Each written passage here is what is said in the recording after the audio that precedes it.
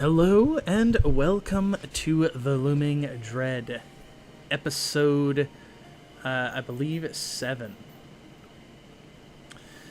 The party is in the Warrens, the extremely destitute district of the Commons, looking for a twofold situation. One, they are looking for the whereabouts of the Dreamaster, this gang leader and drug peddler, peddling out this narcotic known as Dreamleaf that has kind of swept through the Commons and the Warrens kind of districts, causing unwarranted pain and suffering to the most vulnerable of people.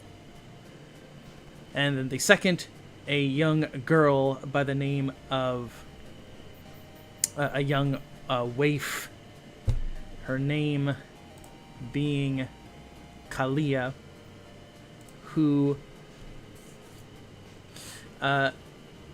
was a child from those from the Warrens, who may have some information on the whereabouts of the Dreamaster, or at the very least has dealt with people who have dealt with him. And so the group has come across the Rat Smashers, this very large gang in the Warrens, with a leader by the name of Capper assaulting this girl, and thus a battle begins to see if they can beat the information out of him to find the Dreamaster. Nanoka, introduce yourself. Who are you? Who are you playing? And what would be your character's anti-drug catchphrase? Hello, Nanoka here. I'm playing Mars, the Forge-born wizard.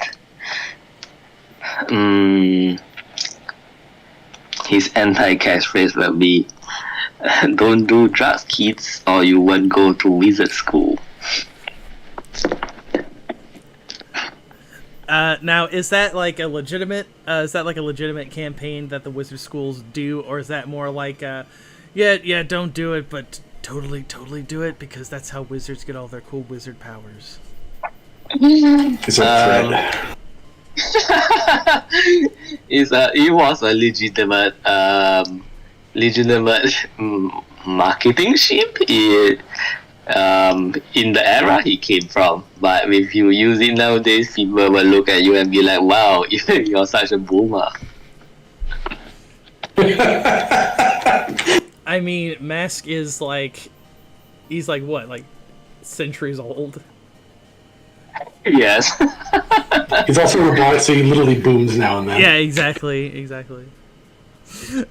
Zen, introduce yourself. Who are you? Who are you playing? And what is your character's anti-drug catchphrase?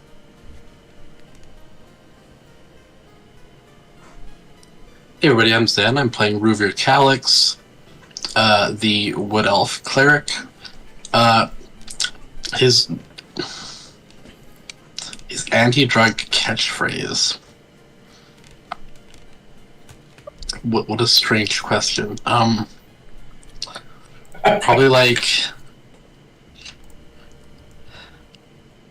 Dreamleaf will turn your life into a nightmare. That one's actually pretty good. I could see it. I could see it as like definitely those like 90s drug commercials where it's like it shows like the dramatic scene of like the person on Dreamleaf, and then I just see Ruvir and it's just like, Dreamleaf will turn. This is your dreams. This is your dreams on Dreamleaf. Exactly that. Zure, introduce yourself. Who are you? Who are you playing? And what is your character's anti-drug catchphrase? Hey, I'm Zuri. I'm playing Celeste Delrose, the agent in the Nightmare Lord's court. His would be, don't do drugs or I'll fucking kill you. That also sounds like something that is part of the course for Silas, actually. I could definitely see that. I like it. We're still waiting for Omega, but I think he's gonna come on pretty soon. So, but with that though, I'm gonna switch us over to the battle screen, which is off, but that's okay, cause I had everything already set up. Haha. Let me just grab the. Let's see, what music do I want? Let's see. Let's go with. Oh, nope, no. Perfect. I found the perfect one. There we go. Street Fight. If it'll play. So that does sound like the right one. See.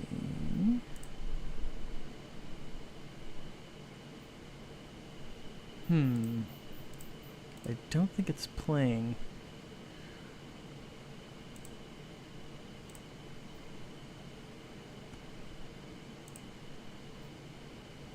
I don't hear anything for what it's worth. Yeah, I'm trying to figure out. I don't know if it'll work for you, but what's worked for me is removing it from the playlist and then re-adding it. It will usually start working then. Hey. Hello. Hey! Okay, let me Hey. try that and see if that'll do it. Hope you're ready for the off the wall question that DM came up with. Mm-hmm. Okay. What's the buddies? Okay. What is your well, first off, Mega, introduce yourself. Who are you? Who are you playing? And what is your character's anti-drug catchphrase?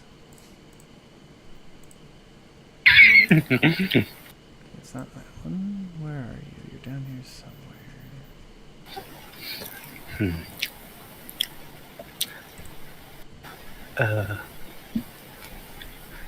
Hi, I'm Midrako. I'm playing Raphael Blackhand, the Paladin Necromancer, and his anti-drug catchphrase would be, "Don't do drugs, kids. It rots your bones. Trust me, I've known." That's pretty good too. Yeah, well, yeah.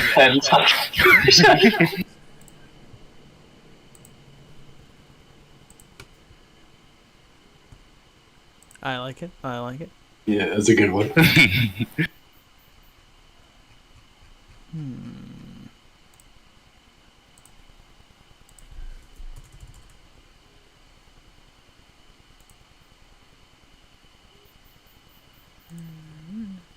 it is.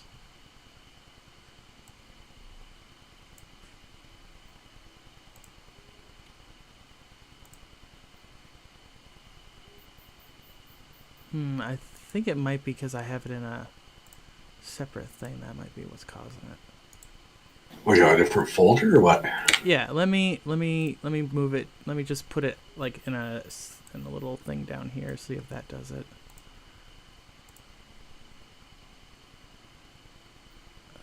Where is it? Yeah, that one. Yeah, Yep. yeah, that one did it. Mm-hmm. Oh, maybe not. I think that track just doesn't want to work. Well, that's too bad. That's okay. I still have. I think the other ones should be good. Yeah, the normal ones are working. Okay. Okay. With that, the combat shall begin. And the first up is Capper himself. Kind of picks himself up from being shoved or being hit with a crate, I think is what happened. Yup. He is going to kind of slowly get up. You'll see him check his hat to make sure his hat's okay, and he goes, "Alright then. You want to be the heroes? Then let me show you what happens to heroes." And he is going to run here, I need to have him roll a... I'm going to have him roll a dex check. Because I'm going to try and do battle hazards, and there are lots of crates and cans and things everywhere, so I think that could be an interesting way to do the combat. Ooh, yeah, and he... Probably safe. Yep, he jumps over the crate, and as he lands, he's going to take a swipe at Ruvir, because I think Ruvir's the one who threw the crate at him, right? Yeah, did he have to get up from being knocked down? Yes. Because he right here, he fell like right here. Yeah, the crate was on top of him, wasn't it, or something? I can't remember exactly. It's been a while.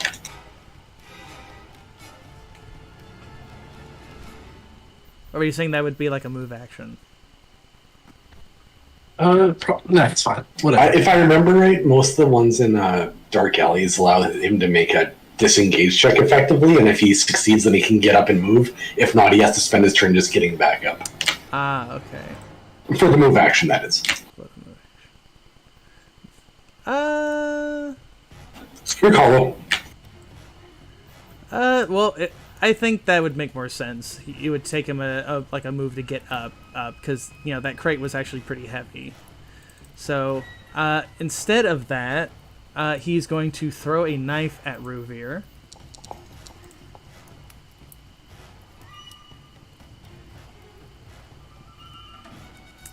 And then he's going to use Get Him! Oh. And so this Rat Smasher is going to hit Ruvir with a club.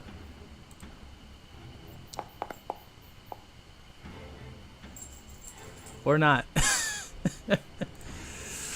Yeah, he just takes a nice swipe at you, but it just kind of clanks off of your heavy armor. And that will be... that'll be Capper's turn. Raphael, it is your turn.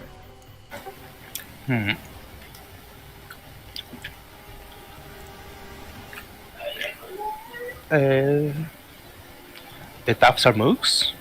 Yes, the street toughs.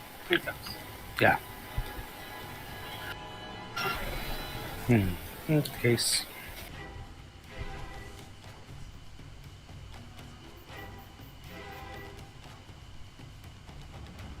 I'm gonna go up to one and smite him.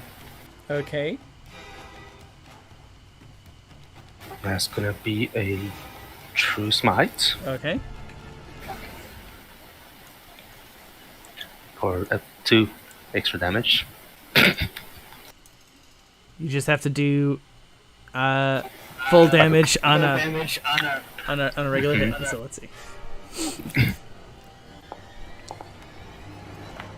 Well, it's definitely that's definitely a hit though.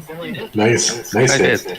That's So 18 damage. 18 damage. Okay, that is okay. Well, this guy, he's automatically dead. We'll say that as you hit him, it kind of flings him over into this one. So, just like the impact of like the smite hits this one, and so he will die. Ooh, people doubled up on some of these. Constitution 10 for another. Okay, and then this one.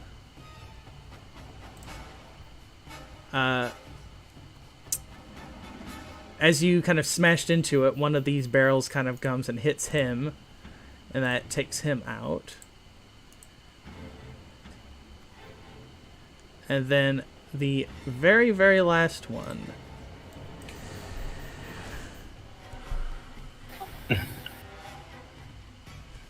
He is going to take... he's going to take some of that damage as well. So you basically you took out 3 guys. That's pretty good. Anything else, Raphael? No, that's my turn. Okay. With that, it will shift 2. Actually, Oh, yes. I can't move again, right? No, I can't. Correct. Yeah, okay, that's my turn then. Okay. Then it is Gutsy Rash Smasher Brick Thrower. She is going to kind of move herself a little bit to the edge. And she is going to throw a brick. She's going to throw a brick at Mask.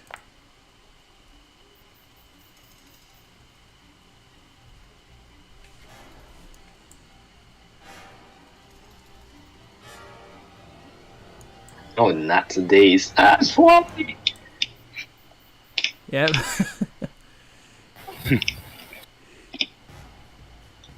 And so yeah, she just throws this brick at you, Mask, and it like bonks you, like on your metal head. Kind of messes with the arcane wiring in your head. Your hat's all like flumped in. Yep, your head is all flumped in. The most unfortunate part of Yeah. Mask. Naturally, that causes it. The power is stored in the hat. I mean, he is dressed in a 90s neon outfit, so it would make sense.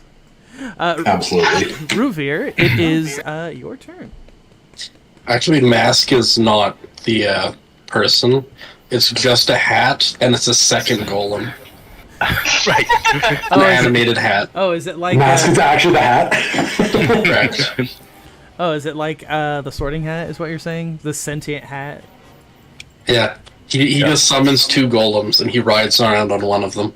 I like it. You can see that. I like it. That is good. Alright, I'm gonna go around the barrels and go up to Capper. Okay. If you could do me. Oh, you're gonna go around. Okay. Yeah, that's fine. Yeah, I'm going around. I'm not going over. Okay, that's fine. Yeah, I don't want him throwing stuff so much. I already used Ben bars and lift gates. Mm-hmm. Sure did. Does this do anything if I don't? It's for a nearby ally. Okay. Also, Ruver, did you put your 3 ongoing? I thought it was 3 and 2 ongoing. Is it? I think it was. Let me check again. Yeah, 3 and 2 ongoing. Okay, I just wanted to make sure that the ongoing was put on. There you go. Sorry, I didn't slap the thing on, but I knew it was there. No, it's fine. Okay, I'm gonna do Shielding Strike, because I don't think I've done that yet. Okay. Actually, do I want to do that, or do I want to do Spears of the Righteous? Spears of the Righteous is just better than Shielding Strike. So, Is yeah, that I'm gonna do ranged, though? Shielding. Yeah, but I have a scythe that lets me do range stuff if it's against the person I'm against. Nice.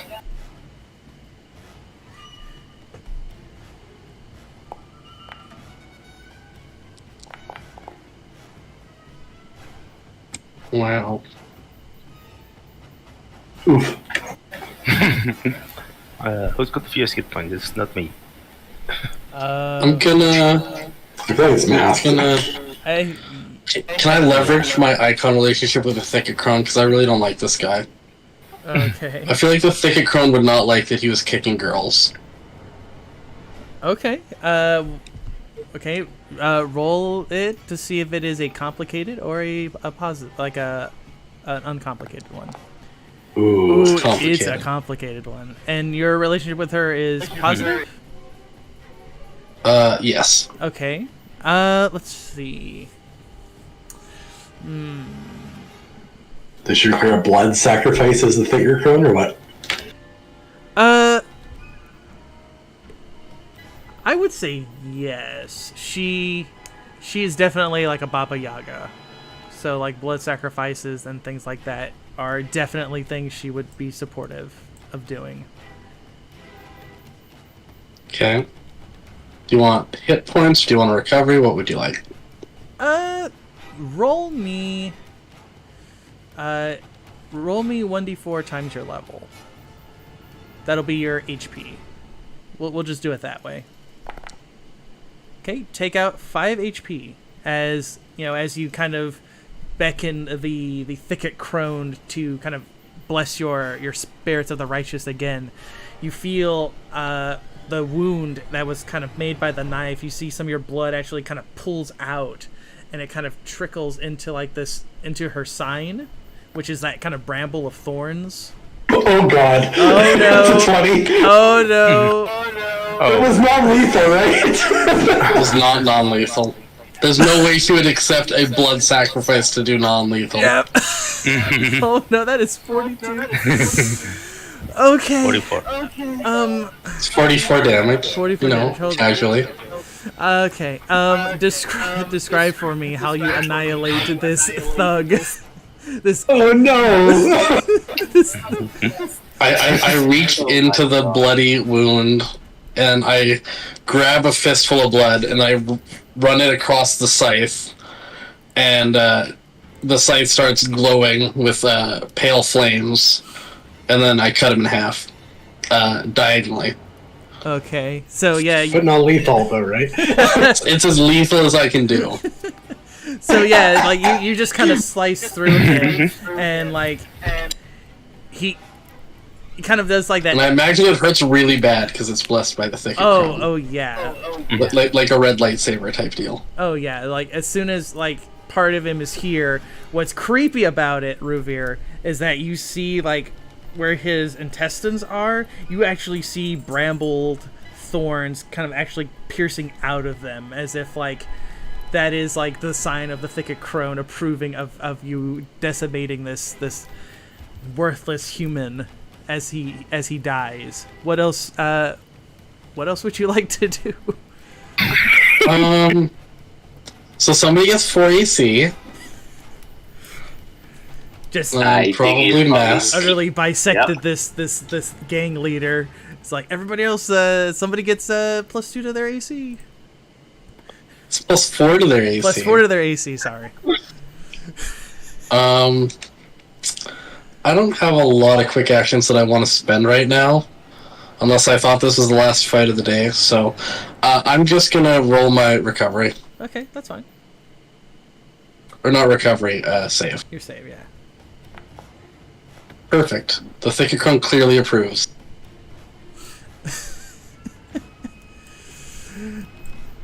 I won't be able to cast Speak with Dead for another 2 levels. I mean, if you do have a relationship die with the the Nightmare Lord, you could possibly pop it. You could possibly pop it if you wanted. There to. you go. But anything else, Ruben? We're still in a fight, though. No, that's past the end of my turn. Okay, just want to check. Okay, Mask, it is your turn. You were belted with a brick.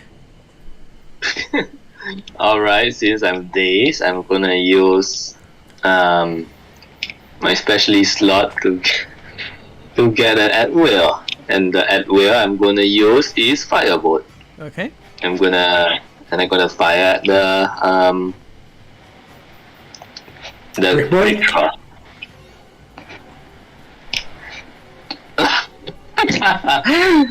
Not doing good today. Oh dear. It was half damage though. No, it's a natural one. You're right. It was a natural one. Oh no. We You either set roll too this. badly or too well. You set this part of this building on fire. Okay. It's like, that brick really screwed me up. The gutsy rat smasher brick thrower just kind of looks at the fire that's burning right here, and you just hear it kind of go, "Are you okay?"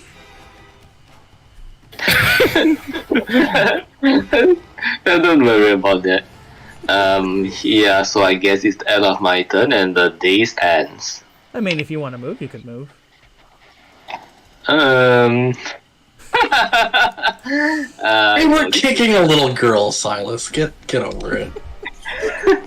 It is like a good spot. Okay. With that, it will then shift to Energetic, who... Excuse me, I had to drink my water. she is going to jump over here, and she's going to try and attack Silas. So I'm going to have her roll. She is not as quick as Capper was, but still pretty good. She leaps over. She probably landed like right about there. Then she's going to run and brick Silas over the head with a brick punch.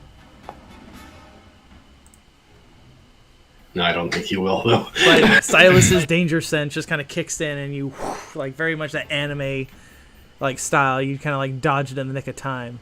What kind of cool thing do you say as she attempts to hit you with the brick? I don't think he'd say it. He just looks kind of like this got out of hand very quickly. He's beyond words at this point. Okay, with that, it is your turn. Let me check one thing quick.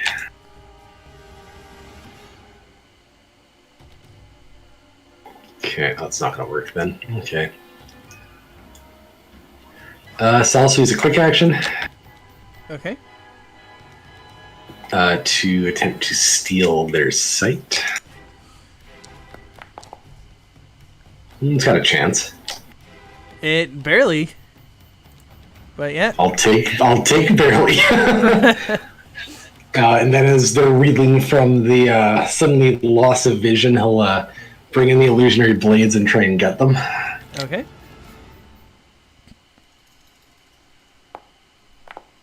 That's a bit better. Those damage numbers are mean. Yeah, that's pretty low. With 7 damage with a sneak attack on it. Okay. He will activate a free action to Umbral Miasma the wound for an extra 1. But he has 5 temporary hit points at least.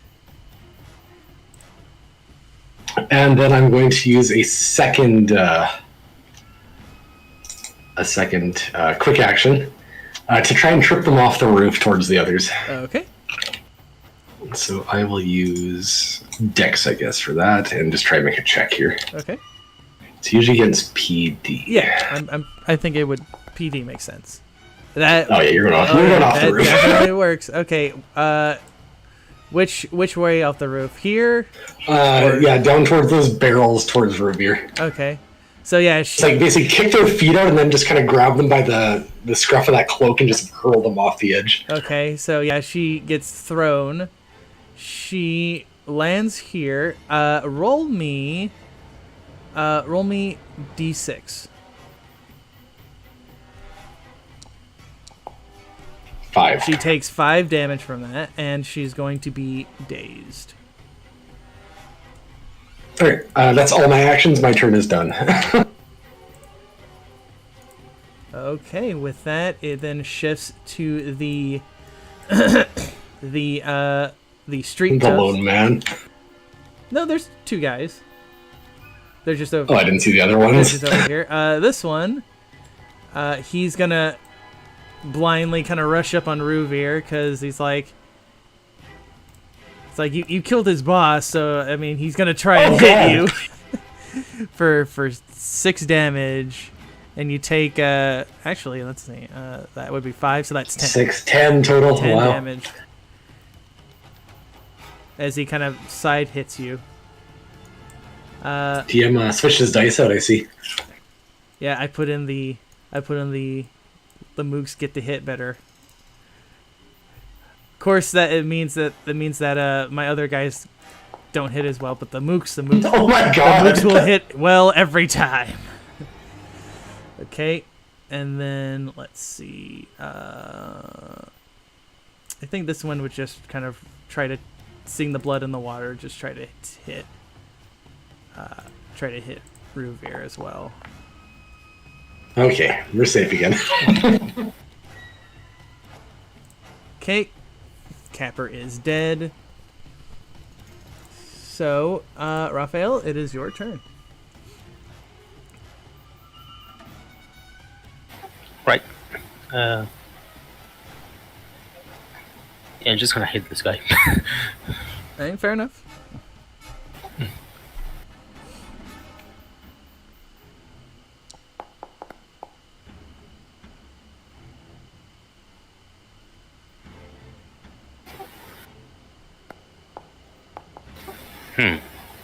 It's not popping up for me.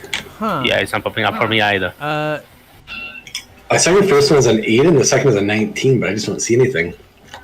And there's a 1. I'm not getting messages. You might want to pop out Yeah, and pop back in. refresh. It's not even in me either. That's weird.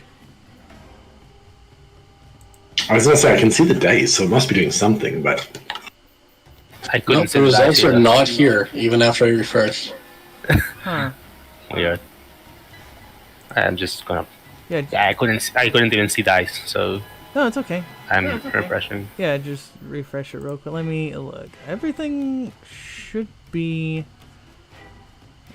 same rules. Yeah. I mean, everything is on.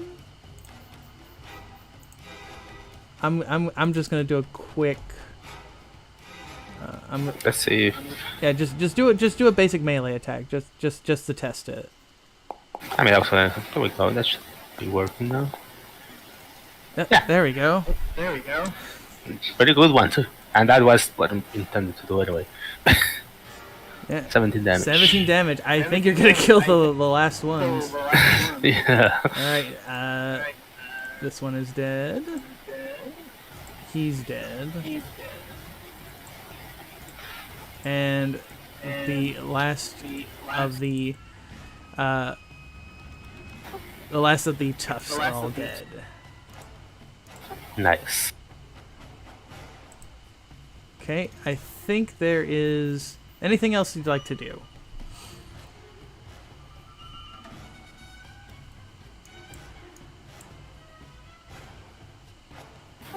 I guess. No, I think that's my turn. Alright, with that, it's going to turn to Gutsy, and seeing how the situation is going, she is going to book it. And she's gonna, that's her move, that's her standard, is to get down there. And that is going to be her turn. She's going to try and escape. Ruvir, it is your turn. Alright, so... who do we want to keep alive, I guess? There's only one person left? that one, I'd say, we can try to get some answers out of them at least. Alright. I will ask politely once for you to put down the brick and surrender. Okay. Do me like a charisma. Can I do intimidate Sure. with strength? Sure. She can't see, so that'd be tougher, but sure. Oh, she can't see? Yes. Yeah, I stole the site, remember? Well, then I'm just gonna bonk her and hope for the best. Just do non-lethal this time. Just do non-lethal. Non-lethal. Just a little non-lethal between friends. How do you non-lethal with a scythe? Any of the thing except for the blade. Just use like a bat, essentially. And then I forgot to roll my d6. Alright, I get another action. Is it equal to or less than? Equal to or less than, correct. Oh, cool. I do it again for non-lethal. Rude. All that damage. Alright, that's the end of my turn. Okay, Mask, it is your turn. Can I non-lethal firebolt? How do you non-lethal a firebolt? It is fire. Alright, I'll change my mind. Maybe literally. So I'm going to use this to get another at will, which is kind of funny thing to say, and use Phantom Lens, and I'm just gonna like knock him out, I guess, with mentally. Okay. Wow, I barely made it. What's wrong with my rolls today? Okay. Well, Good damage. yeah. It's suffice it to say, with the lethal damage, you will knock them out. But for the sake of it, they will not be dead. So you can. So as you kind of hit, the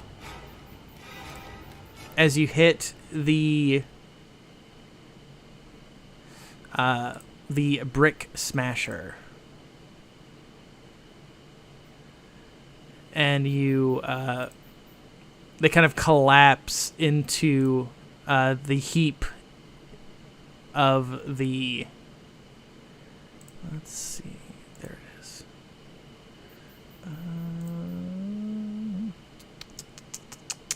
Let's go with. Let's see if that one will work. Ooh, there we go. That's some nice dark deeds. I like it. Okay. Okay. Roll me a dex plus your appropriate background. I'll let you have advantage, so you get to roll twice. And you. I don't need to roll twice. Okay, yeah. So Silas, you like Naruto, run over those rooftops, and you just like jump right on them from the back, and you just restrain them, like it was nothing. I'll drag them back. All right. This rat smasher will be kind of kicking and screaming as you're kind of pulling them back. The other one is just like. Kind of like rubbing their head from just the hits with Ruvir's kind of like the blunt end of the scythe, and the eyes kind of like slowly returning the sight.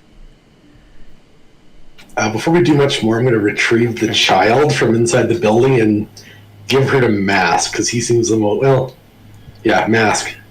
He seems the safest to give a child to right now. Okay, so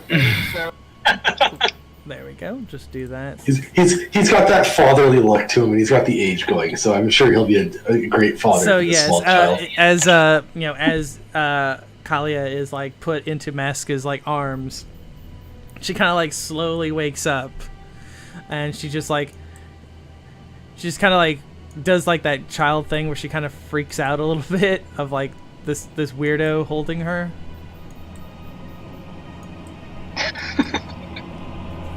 So Matt, she's kind of kicking and squirming, trying to like get out of your hand because she thinks you're bad news. Be not afraid, good child. I'm simply an old man. I'm just Who sent us to rescue her? Yes. She'll kind of stop at that, and she'll just look still kind of concerned about it, but she'll just kind of stop as she kind of looks and sees the carnage that has been wrought. Okay, you guys have two thug members in your custody. You see them looking over here, and you see them kind of like look down in disappointment as they look around there.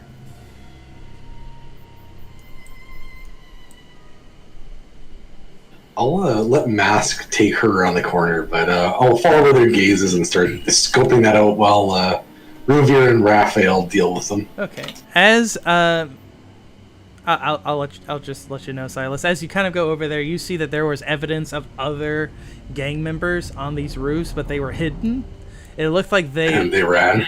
Yeah, they ran as soon as they saw you guys basically decimate everybody else. They were like, they were gonna be like, hey, we'll use our numbers on you. Oh, I hit the wrong button. Uh-oh. Okay, so invocation of protection. But, yes. How many recoveries were you down? I was down 1, and I was down, you were badly injured. 20 health, Yeah. I think. Yeah. But yes, Silas, they ran as soon as you basically as soon as Ruver bisected Capper, The boss. yes, they ran. They did not try to save the other ones. They left. They fended for themselves in a typical street gang fashion. All right, I can't blame them.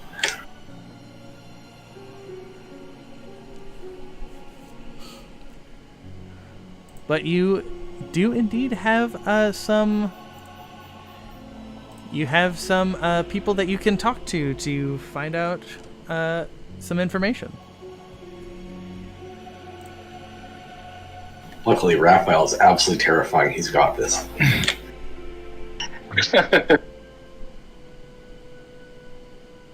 Yeah.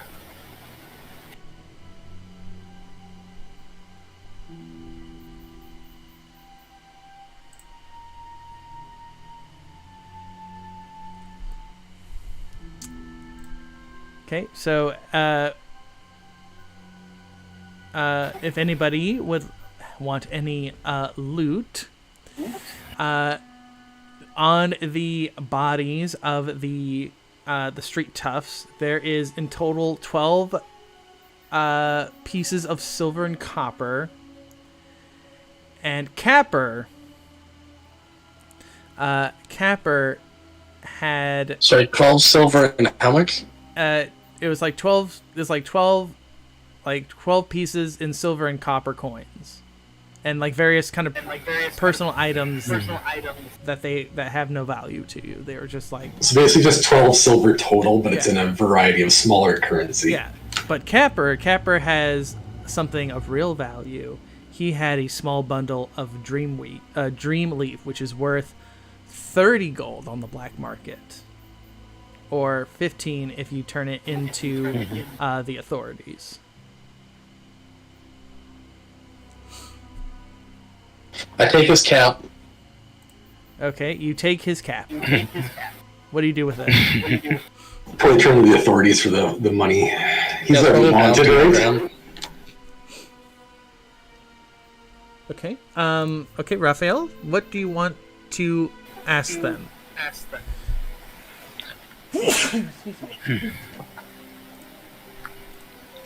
I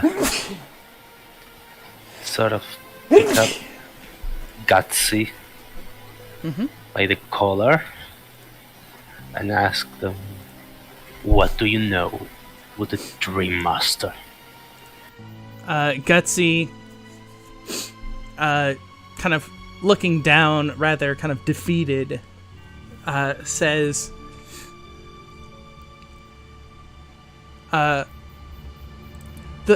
the Dreamaster, he supplies us with a little bit of Dream Leaf, that we can sell or use, get a little bit of money to operate in, his turf.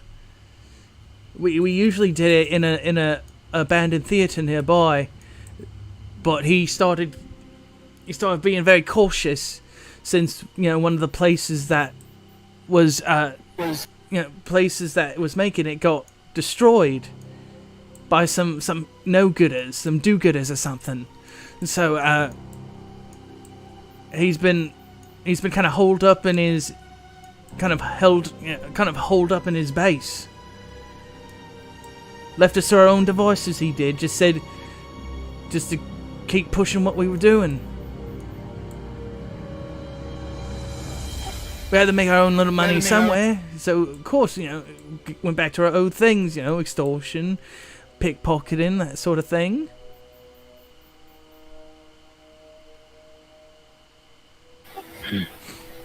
Any clue where this place might be? The brick thrower goes,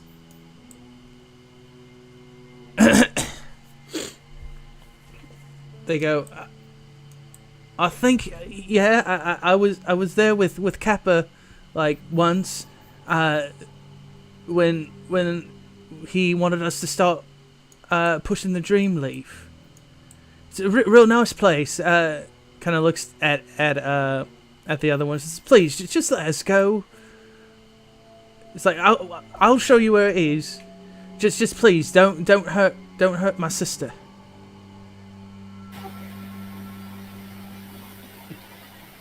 Is he looking at Gutsy when he says that? Looking at energetic. Oh, okay. And as you look, they do look fairly similar. It's just that Gutsy is more masculine looking, and energetic looks more like I said, identical twins. But you can kind of see little bits where they kind of look. One looks more male and one looks more female.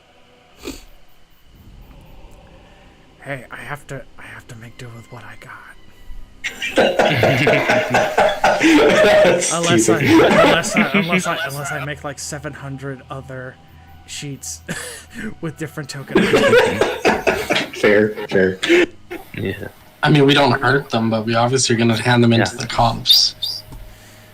Oh, let's not rule out hurting them more. Well, maybe. I'll leave say, that up to Raphael, I guess. I'll say like age-wise, like Capper was like the eldest. He was like 18.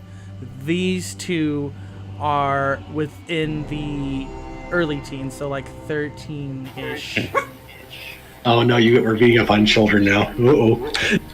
You can't retroactively make us beat up children, DM. I refuse. I mean, technically, they attacked you, so I mean... I don't know what these three stuffs that I decimated. I mean, the street tough... You don't get to retroactively be like, oh, Capper was 6 years old.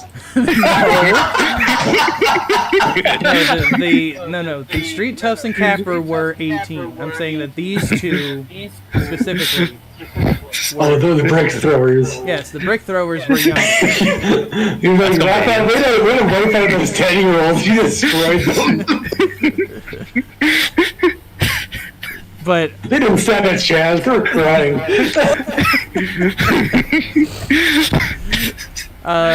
Oh goodness. Okay. Again, like Gutsy just tells you that they'll show you where the Dreamaster's stuff is.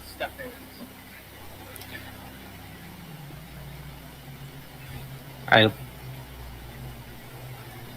let her go. I let go of her collar and say, very well. But don't try to run. My friend Salas would be down with you guys, but I'm stuck with this roof, by the way, so... I got you. You hop off. Very well. But don't try to run, or my friend will find you, or my friend will catch you. And I sort of nod towards Silas. Well, Silas absolutely would, to be fair, so yeah, sure. Okay, so, since I know there's a lot of walls here, for the benefit of the Dowd, the camera kind of follows them as they kind of lead you down the various kind of twists and turns of the Warrens. You know, you see many homeless and people who are at their the dire kind of just straits of everything. We're gonna just divert momentarily, if we can, to drop off Callie, because I don't want to bring her with us for this. Yeah, that makes sense. No, that's fine.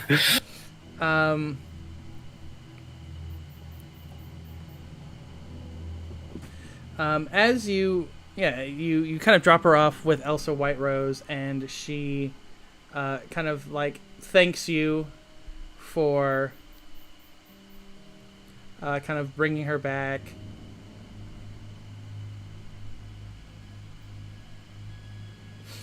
And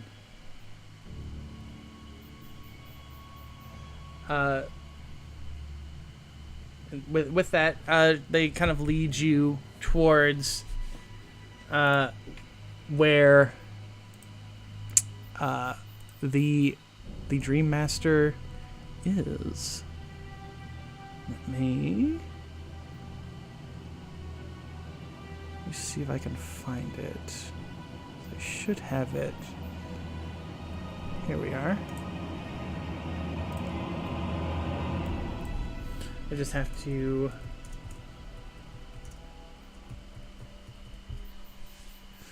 gotta change the name a little bit. There we are. Make sure everything is okay. And so you get the camera kind of follows, and you see this massive estate. And this is right, I want to say right around midnight. So it's quite dark.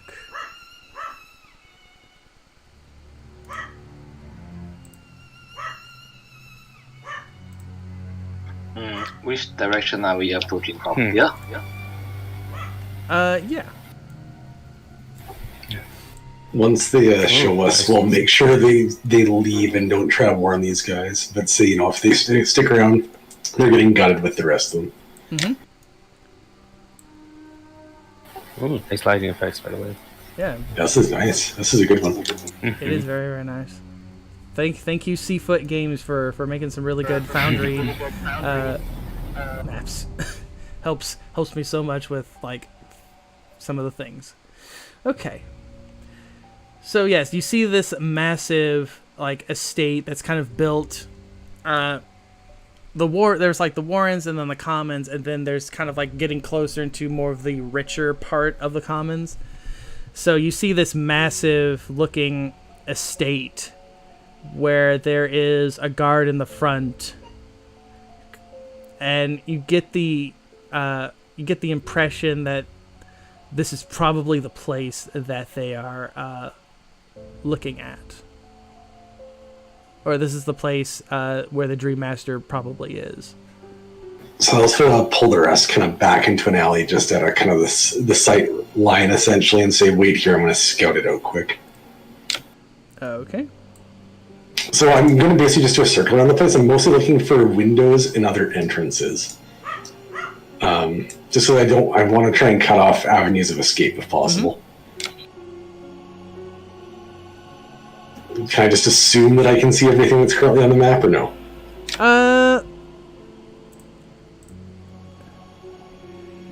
Or do you want to check? I would say I would say definitely a check. Okay, sneaking around, not bad. Okay, so what exactly are you looking for, so that way I can like not confuse you with anything? No problem. So I want to basically look at specifically entrances. Like I said, I want to know where they can come in and out of this place, and I want to look for any other kind of hidden ways in or hidden ways out. Okay. Well, as you observe, this is the main entrance, which is one of the guards is kind of standing there. And you see him, he's just kind of like doing like what a typical bouncer kind of does, just kind of like observing everything. As you kind of walk along the rooftops, you find that there is a back entrance over here. And you see that there is a little bit of lockage on it, but you get the impression that if you unlock it, you'll probably be able to go down into the deeper part, which is probably where his stuff is. Like he's probably down in there. Okay. And as you're kind of like on the roof and you're kind of looking, there are some like very, very kind of minute mirrors. Like, I mean, not mirrors, like windows. And you look, and I don't have any art in here, but you see that there, inside this like large bathing area, there are very, very beautiful women enjoying the kind of hot, steamy waters. Oh god, I'm a foyer. Okay, moving on.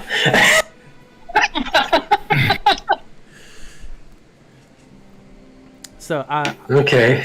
I'll move you. You wanna to be here, or did you want to stay? Yeah, I was gonna say I'll probably make my way back to them and say we should go in through this back entrance. The front one's too well guarded. Okay. And then he would try to get up to this one and get Jimmy the lock and check it for traps, that sort of thing. Okay. I'm gonna presume another check on that as well. Yes. Fiddle. Yeah, I'm good. Oh yeah, you're beating him tonight. So yeah, you take out a little kind of lock picking kit, and like before you even know it, it's it's ready.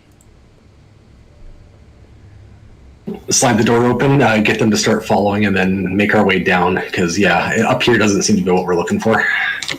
Yeah, as you all kind of pile in, you just hear the splashing and like the sound, giggling. Yeah, the giggling of these women enjoying this kind of prosperous experience of the Dreamaster. Can I check on the one going down? Is there like a bar that could lock it? You'd notice that there is indeed a bar. Okay, once for all, in going down the stairs, I'm going to basically bar the way going down so that these guys can't come after us for now. Okay. I don't think I need to move you guys to that. That's fine. So, what happens is, you all kind of get down into that. You kind of push the bar down, and you start slowly going down the steps, bit by bit. And as you kind of get deeper down into, you hear like the typical sounds of kind of the wetness of the stonework, and then you start to hear a more kind of liveliness to the music. I need to see if there's I need to find like a good.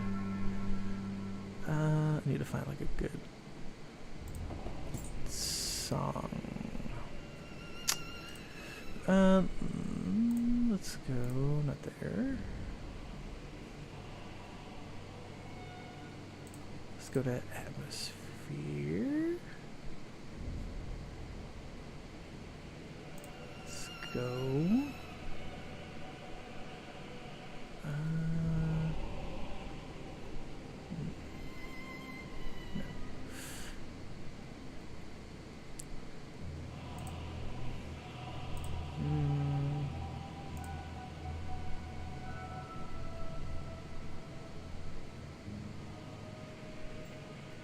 I'll just use this one. Not the best one, but I think it'll be okay for now.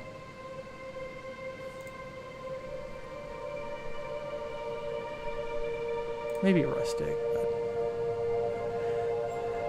actually rustic probably would have worked. I'll use that one instead.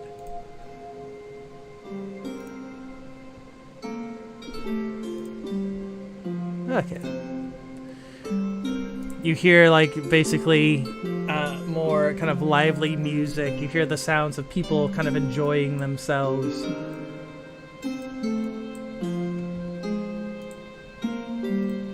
Make sure.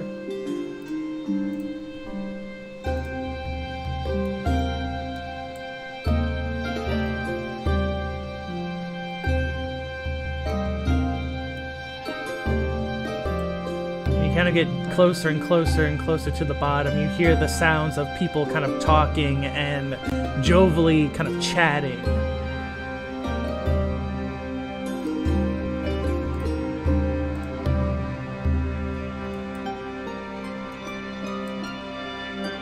For a second, I thought these guys all had potato heads. No, They are Mr. Potato Heads. They just have that weird kind of like shaved side head thing.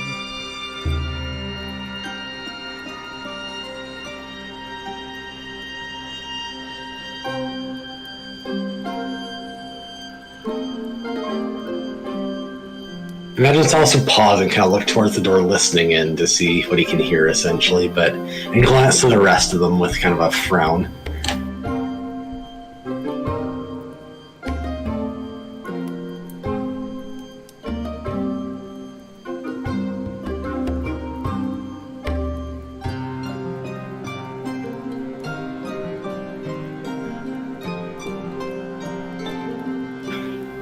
How do you guys want to do this? This is me, Zuri, asking out of character. Because I have a plan. We could try to sneak in on this guy, or else we can just go guns blazing at this point. However you feel. Well, there's like 20 monsters unless the potato heads are moved in this They are space. moved. I was actually going to bet that they were mooks, yeah. Yeah, trust me, they are mooks. Yeah, they probably move. But I think, like, soon as even if we got snuck our way up to him, we're still going to have to potentially take him out and then still fight all the guys that come barreling in on us after. Yeah. You know, as you guys are kind of planning, one of the lackeys goes, "Alright guys, I need to go drain the lizard. He'll be right back." And you hear him kind of like shuffling towards the door. Bathrooms down here? Here. He's gonna drain the lizard. Okay, got it. So yes, I mean, there's 2 literal lizards. Alright, Raphael. Barrel in as soon as he opens the door. We're doing so this. yes, like as soon as like he Okay. gets to like right to the door, and it's like the camera kind of like follows. Check the door. It like kind of goes right to the door, and he opens it. Make a. What are you gonna do, Raphael? I was actually planning to kick it open Okay. into his face. Okay. Which way does the door open, just to check? Mhm. It's going out now. It goes this way. Like it opens that way. Okay. So that'll be very easy for him then. I was gonna say, he just has to boot on it and kick out. Is that a strength check, DM, or what? Yes. Yeah. It would definitely be a strength check.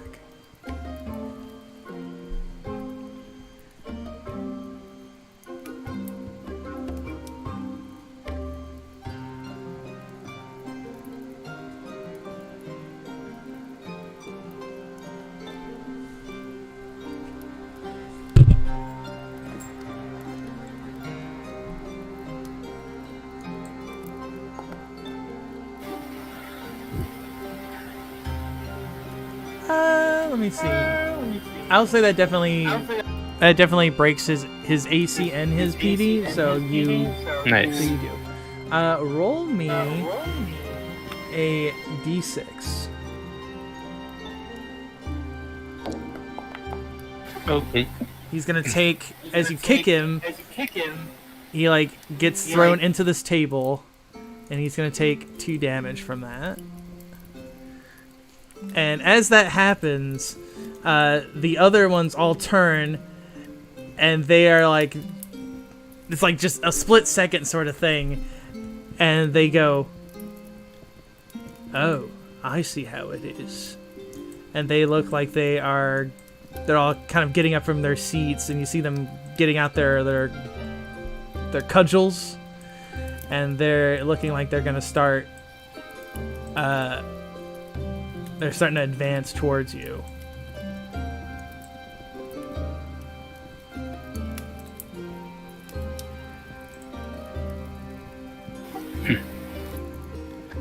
How beefy do these guys look? They don't just look like Like I said, they are mooks. They have 10 HP.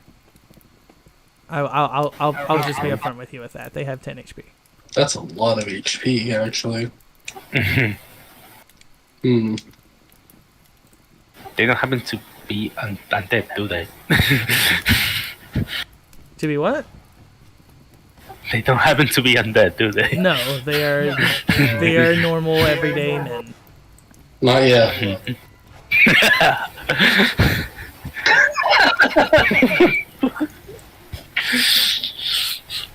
Yeah, honestly, could have fooled me. Like Honestly, it kind of looks like their head is just like melting on the side. Yeah. I think it's supposed to be like a burn scar. I think is what it's supposed to be. I can see that. I think so. I think we should try to intimidate them, Silas. I'm just gonna get them pissed off and let Raphael throw these guys No. around. To intimidate, there's too many. Scare 'em. Spook 'em. Spook 'em, boys. You and Raphael are friend. You guys spook him. I don't have charisma. I have 13 charisma. Yeah, I'm gonna do it.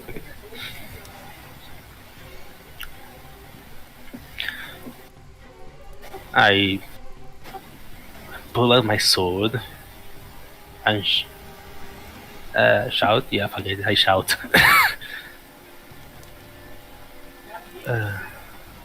Okay. Get out of the way if you don't want to taste the sharp end of this.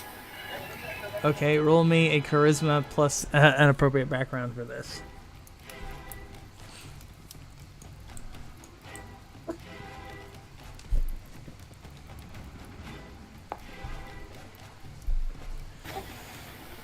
I've seen worse.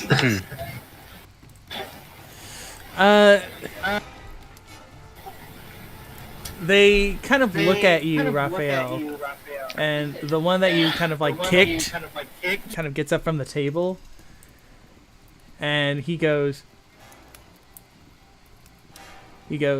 I want to beat him. It's like, before he dies, let me beat his skull in.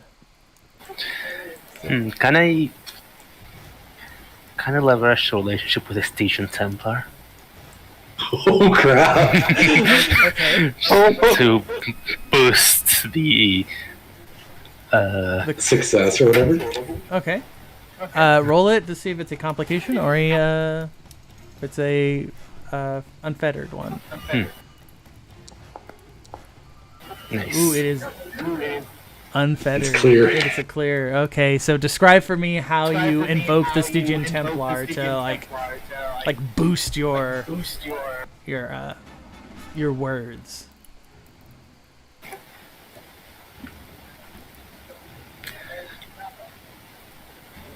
I think sort of the lights seem to flicker a little. I turn my head to look at the guy, and my eyes start faintly glowing red. I tell him, "What did you just say to me?" As like, you know, the lights kind of go out and there's like this kind of ghastly chill and like the redness of your eyes, the lackeys, seeing that, they immediately start to back away. And they go, nothing, sir, please. You'll see the black drakes will kind of get up, and they don't look like they're gonna attack you. They're more like they're kind of waiting on the lackeys to see what the lackeys do. So they're kind of like the black drakes. You know, they're kind of acting like guard dogs, basically. They're just kind of like... Silas throws them a beef jerky each from his trail rations. Yeah. As you kind of throw the jerky down on the ground, you see them just immediately gobble it up. But yeah, you are... They, at least for right now, they are not going to attack you. They literally, like... If it looks like you're going to go this way, they all immediately start moving out of your way. Nice. But better. All right, Let's Raphael, go. lead us on. Boo. This one immediately trips over the black drake and lands in the barrel.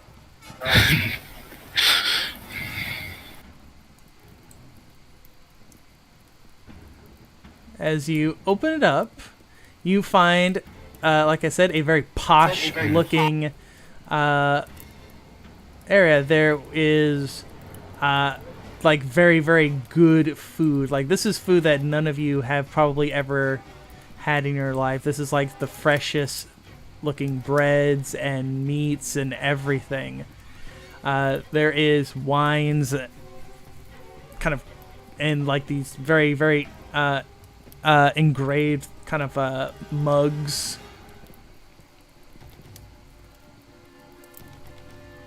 And you do see in some of them that there is Dreamleaf kind of put out so people can indulge in them.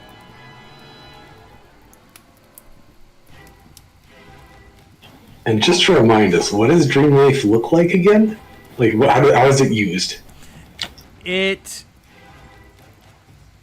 kind of made it's like, if you remember, they brew it. They brewed it in that old brewery, and they would essentially dry it. Essentially, or is it Yes. inhaled or what? It's like inhaled.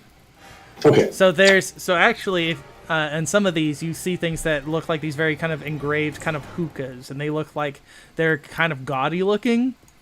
So, Silas, describe one of these Dreamleaf hookahs for me.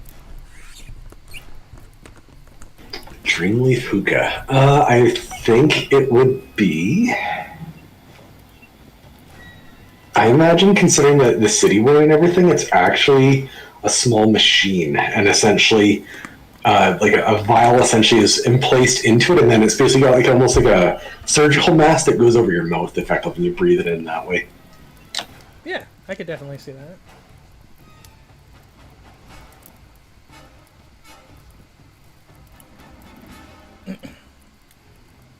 And so,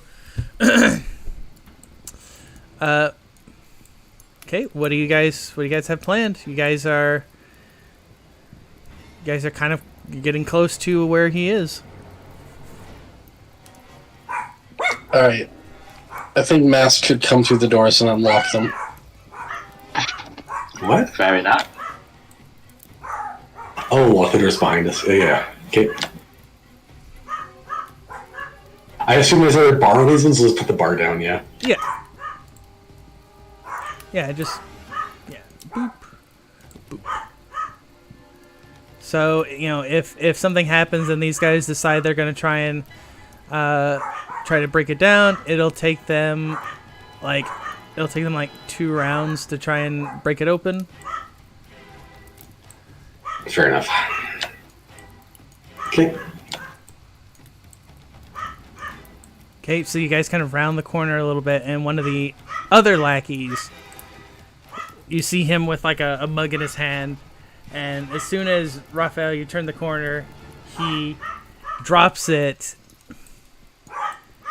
and he goes, "What are you guys doing here?" And you'll see some of the other lackeys kind of look, and they look like they're gonna start moving towards you, and you'll you'll see 2 other men kind of like tell him to move as they kind of go to like see who you are. There we go. You see first this gentleman in his I would say 40s, wearing like a kind of a burgundy red or like a wine red kind of leather armor. He has a very stern look on his face. The other one, he's wearing more kind of like that dark gray kind of leathered armor with a mustache and a more kind of a coy smile upon his face. And they go, this one goes, "Well, we don't get many visitors around here. What are you all doing here? You here to speak with the boss? Looking to," kind of points to the hookah. "You're looking to have some dreams?"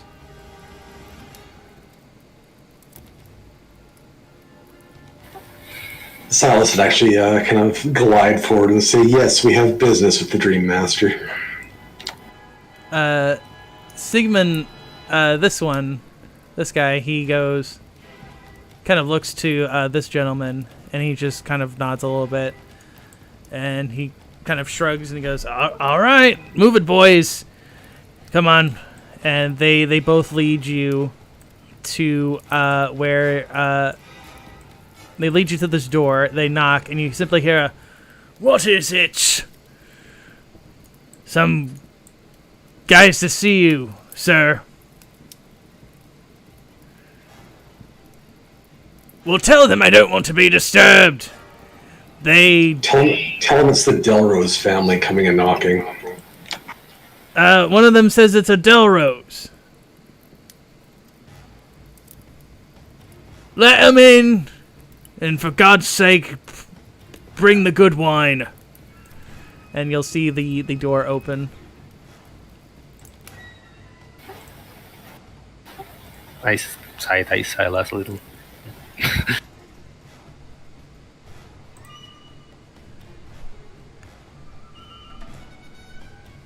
The Dreamaster, I presume.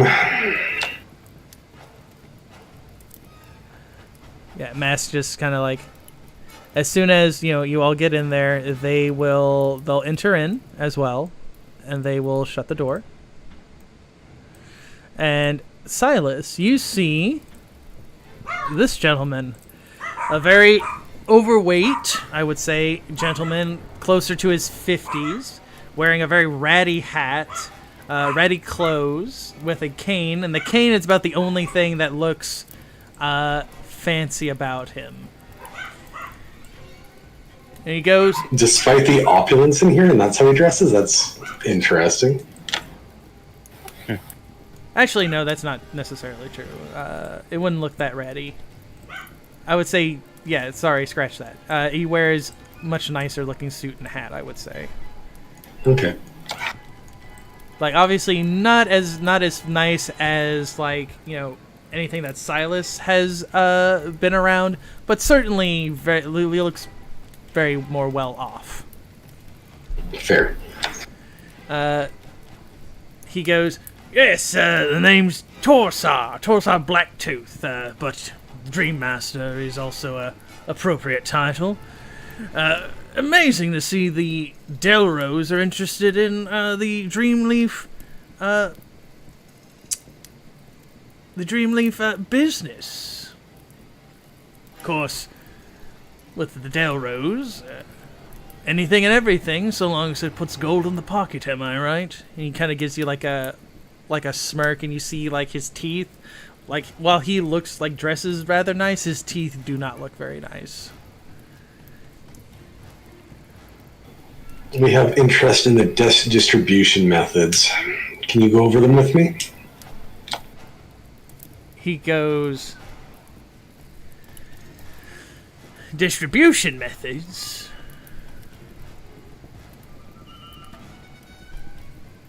You might You need know to... who our master is, right? He goes, yeah. I know. Handing dreams out to so many people. Of course, we have an interest in that. Well, of course. Not trying to deny you anything. I'm just. It's like I can't necessarily give you all of my trade secrets, unless you're looking to franchise my Dreamleaf. Franchise.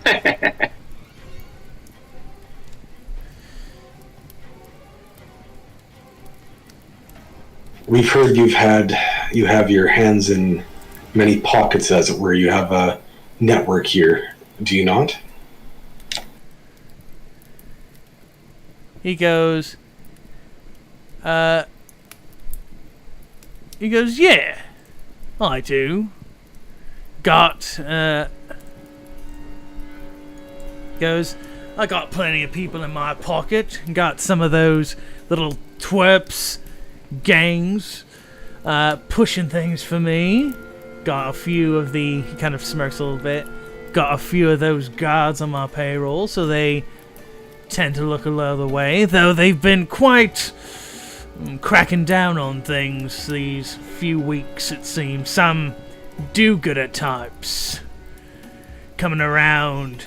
Something to do with undead or something. I don't know. I don't pay that much attention to such things. You see that Silas with this look of utter disdain, annoyances, I'm sure. Oh, yes. But having friends in the force does help with a little bit of few things. So, Mr. Delrose, and you see his personality kind of shifts a little bit. It's no longer that kind of like polite. It's more like a kind of a cunning. He goes, so I take it that Kappa didn't do his job with you then. They told the little bastard to keep his eye on you all and to let I you locked know. the door. behind us while he monologues. Okay. Do me a dex plus a appropriate background for kind of sleight of hand kind of stuff. It's fine. I'm locking the door anyway. He already revealed that he knows. Well, it's because I gotta let Paulos. I gotta give Paulos a chance. I gotta give him a chance. He reacted, yeah. Slightly better. Paulo sees you kind of going for it, and he kind of grabs your hand, and he kind of shakes his head no, like don't touch it again. And as you see him grab your hand, you see that on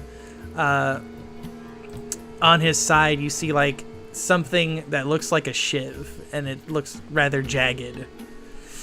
Like he looks like it's like his other hand is like right on it, like he's about to grab it. And you see Sigmund is kind of like looking around a little bit, and his hands are kind of doing the same.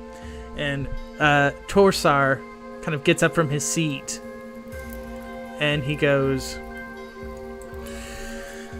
"All right, Mr. Delrose. I know you're not here. You and your little group here, your little adventurers, your little heroes. I know you're not here for my dream leaf. Especially not for Silas laugh slightly at that. Oh, you think this is funny?" I do, because you think we're heroes. He goes, What the furthest thing you've ever seen from a hero? He goes, "That may be so, but you're muddling in my business, so that makes you my problem. And unfortunately for you, Mr. Delrose, even if you are Delrose, nobody fucks with my business. Now, I was going to be polite and have you leave, but I know that's not going to solve anything here. So, he kind of looks to Paulos and Sigmund, and he is going to hit you over the head with... Actually, no, he is going to do this to you.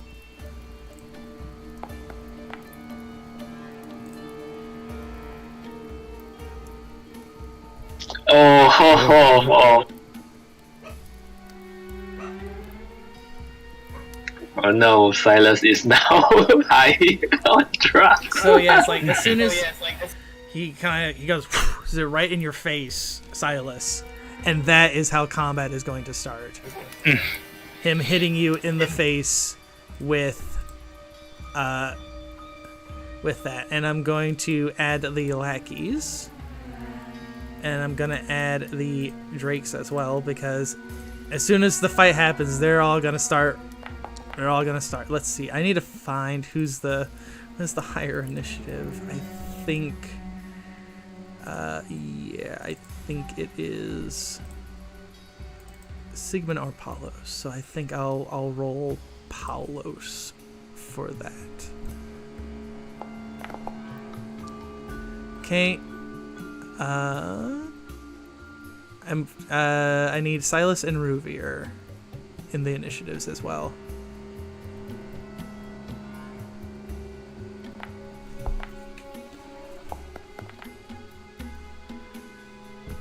Okay. Oof. Let's see. We'll have the drakes. The drakes will go after.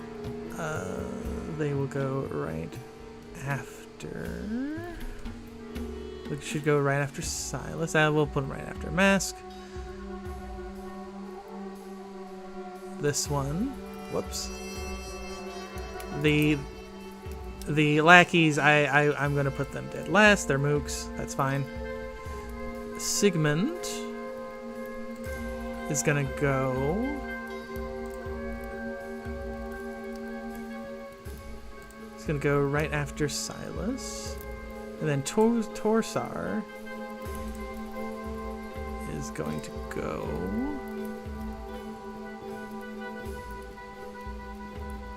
We'll go right after Raphael. And I'm not gonna...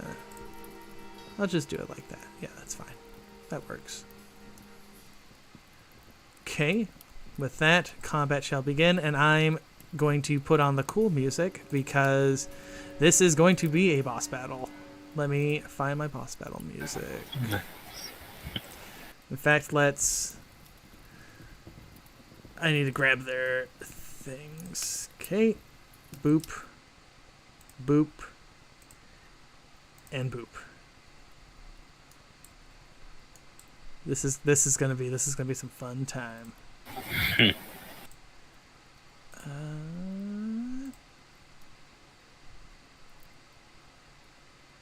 Let's go with this one.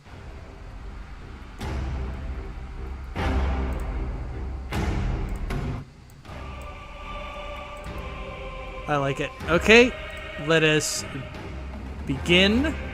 It is Paulos. And Paulos is going to immediately strike at Ruvir with the shiv.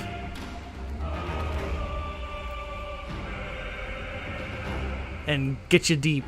And he's gonna go, I told you not to touch it. Silas, it is your turn. Sorry to say, yes, I have to think here.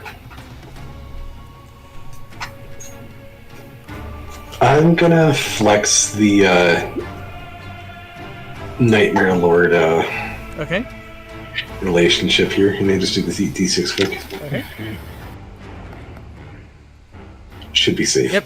Okay, basically, I mean, Silas has been poisoned, drugged, beaten throughout his whole childhood by the noble courts of the Delrose. Uh-huh. Something like a drug like this just does not affect him, and if you're okay with it, I'll just wipe out the weakened and essentially that effect on him. Sure. We'll have it. Excuse me.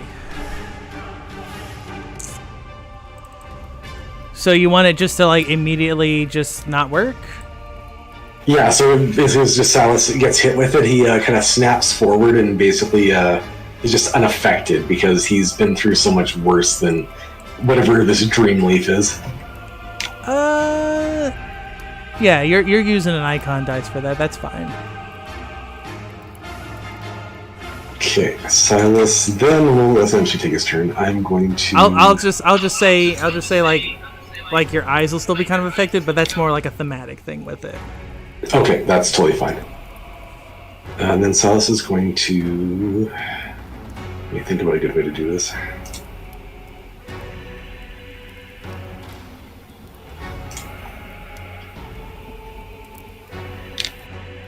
Silas is going to use his teleport, Shadow Step, as the move action.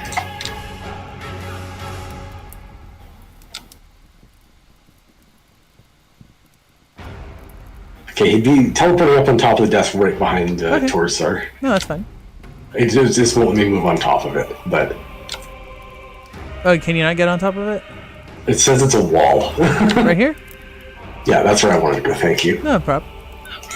So essentially, as Tosar reaches out and hits him with it, he kind of snaps his face back. You know, his eyes kind of doing that glow from the drug, but essentially he's swallowed up into the shadow and kind of steps out right behind him and then reaches out a hand and he activates Darkness Beyond Dreams. Okay. Just one target. That's unfortunate. But it's a really good roll on the attack, at least. Alright, so Torsar takes 10 damage. The next ally to attack him gets advantage, so double attacks on him. Ooh, nice. Or double roll. Let me see. As he reaches out and the nightmares basically come up from the ground and grab onto them. Okay. I'm just checking to see if he had anything to... Nope, he doesn't have any kind of resistances, so... Okay, so yeah, those eyes just kind of like get on him and he starts freaking out a little bit. And with my quick action... that he hit a little bit too easily on me, so I'm going to try and yoink his sight here at the same time to leave him open for Raphael here. Okay. Oh, that's pretty good. It might work. Yep. By 14. So yep, he's. I'll take it. So yeah, as soon as the darkness kind of takes him, he goes, you son of a bitch! Fantastic. Okay, that is all Salus's actions. My turn is complete. Okay, with that, it is now Sigmund's, and Sigmund,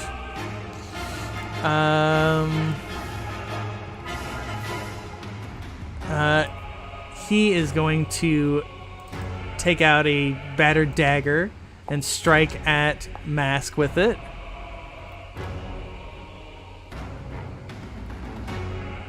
So 7 damage. And you'll see he's kind of got like a crazed kind of look on his face. He goes, I was wishing for a fight. Oh, this is going to be fun. I can't wait to fillet all of you alive. Oh. Sorry. He's... Oh, man. Sorry. I wanted him to do one more thing. He's going to try and disengage from you, Mask. And fail, so... Ooh. So yeah, I think he's more like he stabbed you, and he's so excited that he got to stab you, he's gonna stand near you so he can try and stab you again. Mask, it is your turn. Well, Wizard does. Ironically, the Wizard would have preferred that, but now he's gonna try to disengage. Oh, he's super disengaged. You were like, I ain't messing with this crazy guy.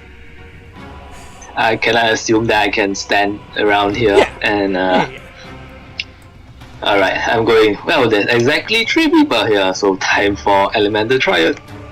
Oh, this is the first attack against Torsar, so you have 2 attacks. He has to be engaged with him. Oh, he does? Okay. I've only used it once before, so... It says, and an ally engaged with the target gains advantage on their next Oh, attack. you're right. So it has to be Raphael for that one. Okay, my bad. Yeah, you're good. Well, that's well, at least I hit one of them, right? Yeah, you did. You hit Sigmund with 10 fire damage. And 2 miss damage on Paulus. Okay.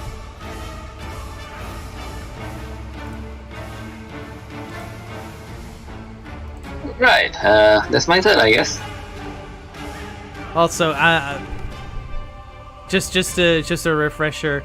The letter you guys found at the brewery had P, so you can assume it's this one that was associated with that brewery thing.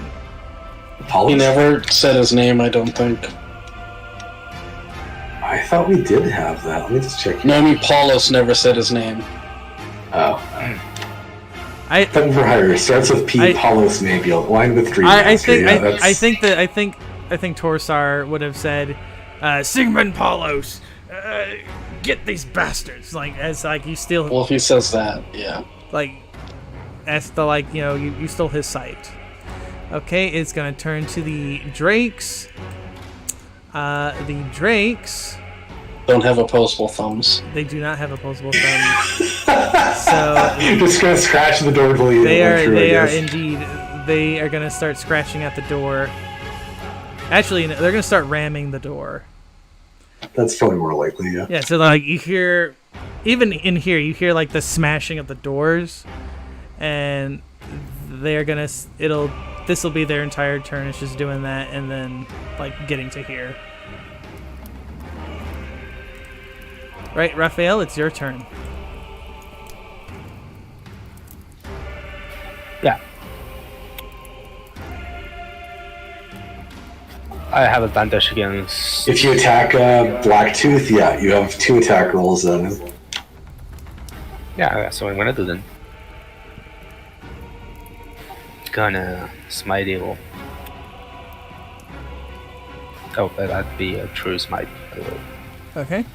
Oh. Okay. 3 extra damage. Okay. Way better than the last one. And... Oof. Well, it's a good thing you have a second attack roll there. Oh, that's right.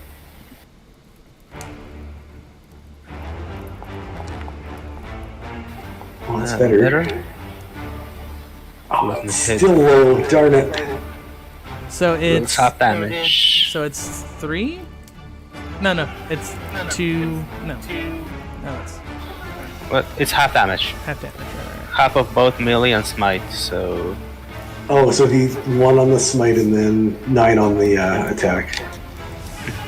So that's how much? 11?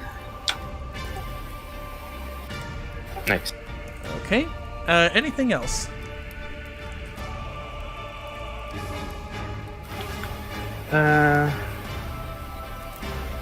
No, that's my turn. Okay.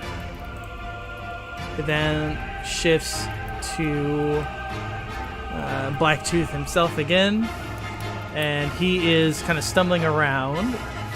So he's gonna try and hit you, Silas. He's got disadvantage on this attack from the seal sight. Okay. So roll again. Wow, even with Well, that's okay. I will. That's going to be a hit still, but I will use duplicitous double to avoid some of the damage. Okay. So yeah, like you kind of dodge a little bit, but he kind of gets you on like the ankle, and he's like, "I got you that, you little bastard! I can't wait to cut your fucking noble head off." And he's gonna try and disengage after that. And he can't because he's still blind as shit. So, Ruvir, it is your turn.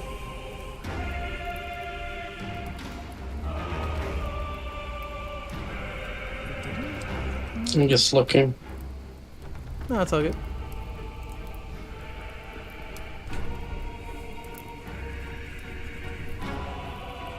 Quick action, invocation of strength. Okay.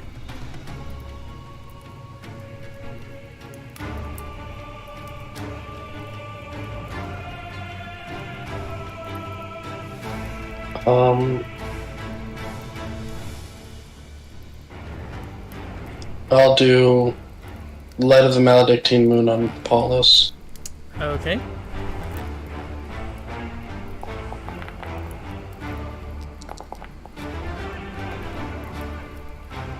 Okay, end of turn.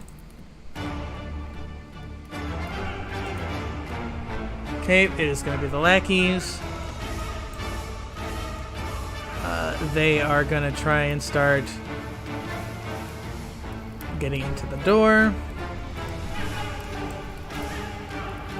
This one is going to open it, take a swat at you with his club, and miss.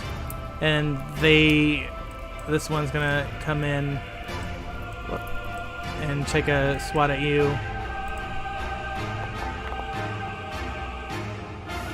and miss. And the other ones, I think these ones, they're just gonna take their entire turn trying to get into here. I'll just move them all. That's gonna be those lackeys' turns. Okay, it's gonna be Paulos again.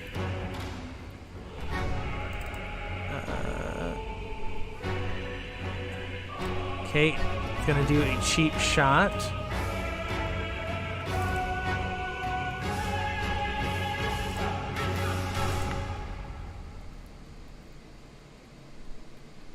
And miss. And he's gonna try and disengage because he does not want Raphael trying to hit him with smite. And he's gonna Oh, I just made it. He's gonna rush himself. He's gonna rush himself over here. Okay, Silas, it is your turn. It sure feels like it's gonna get real squishy in here real quick. Silas is going to probably try and get this fat bastard. Okay. He'll swing at him, and basically there'll be illusions in the air around him as he tries to strike him with the illusionary blades. That's probably a hit, I'm hoping. Oh yeah, that's definitely a hit. Ooh, that's 16 damage right there.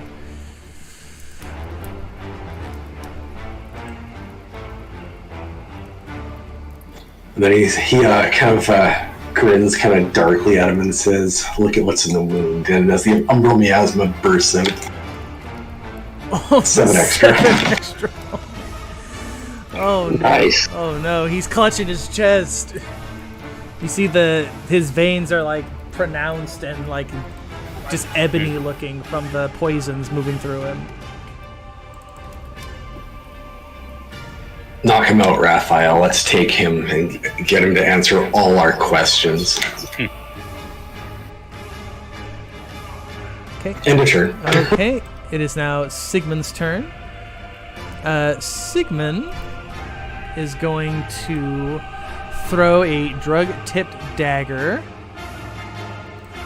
at Silas because you hit his boss. And saying that it didn't work, he's then gonna rush you and take a strike at you with a battered dagger. That's standard action, isn't it? Oh no, it's a quick. Never mind. It's a quick.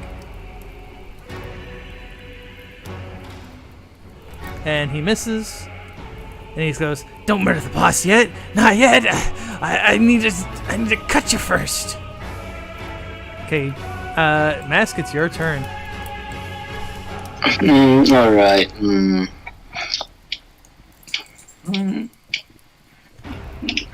Suppose I could firebolt the Dreamaster. That'll probably take him down, right? Yeah, but we do want him alive. He's got all the answers we need. Can I not need a firebolt? Okay, are any of you guys going to focus on either Paulos or Sigmund? If someone else engages them, I probably will. Alright. Maybe Sigmund then. Okay, I'm gonna... No, I don't need to use my specialist slot. I did learn this spell. Okay, I'm gonna use the other effect of this power, this talent, I mean. Yeah, the increased DC effect. And I'm gonna hit Sigmund with Traumatic Orb. Okay. Ooh, wow, 1 damage? Oh, But that is that's not the point anyway. Anyway, is Pearly. So weaken that's good. and Oh, so he's weakened. With a big penalty to getting rid of it, too. That's a nice ability, yeah. Okay, let me find the weakened. Where are you, weakened?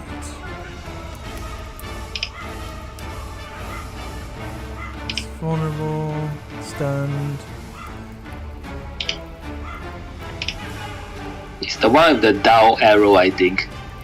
That's on. Yeah, it is. Oh, there it is. Yeah.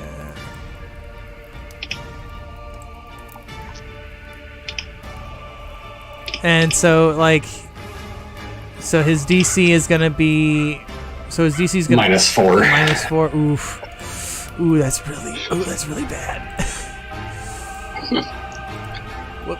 No. Yep, that's my turn. No. He goes down. Did you just heal him?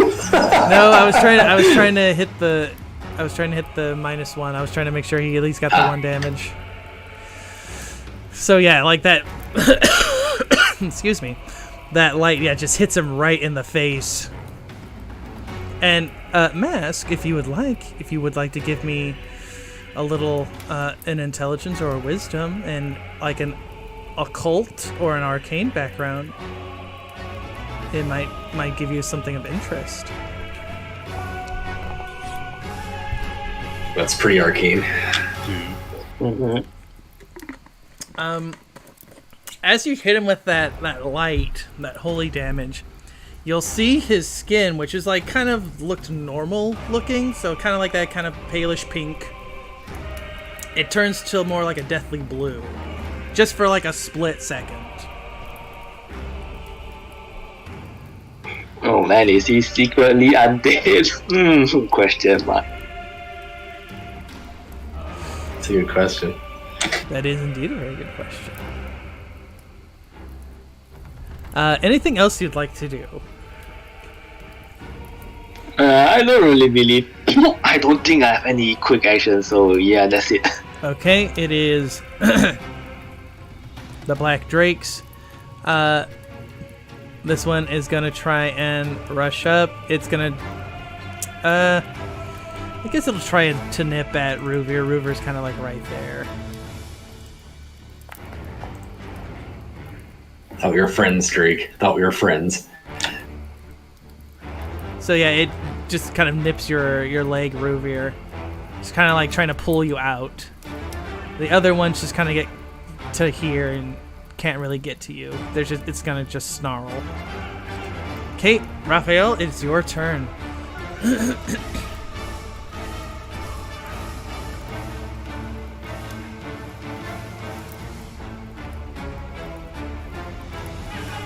Knock this bugger out if you can. No, that's fine.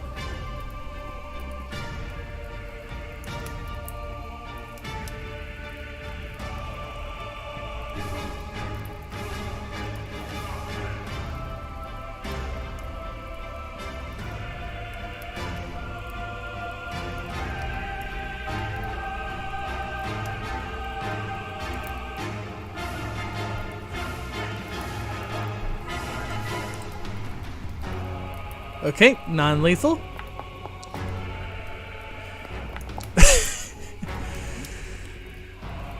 You'll be kidding me. So yes, so Raphael, as you like use like kind of like the blunt end, you yeah, extremely non-lethal. Like you bump him, but like he's wearing like a little bit of padding. Like he's kind of like wearing a little bit of padded armor under that suit, so it does blunt some of the hit, even from that like non-lethal damage. Silas, the steel sight, is that a save one, or is that to the That was one turn, so it should be over now since you already made the attack with the thing. Okay, no, that's fine. Okay, I'm gonna assume that is your turn.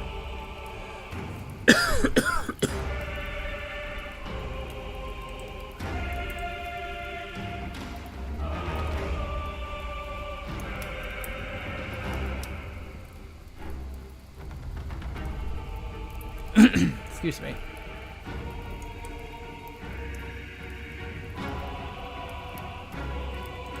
If it is, the Dreamaster is going to roll to disengage, and he will.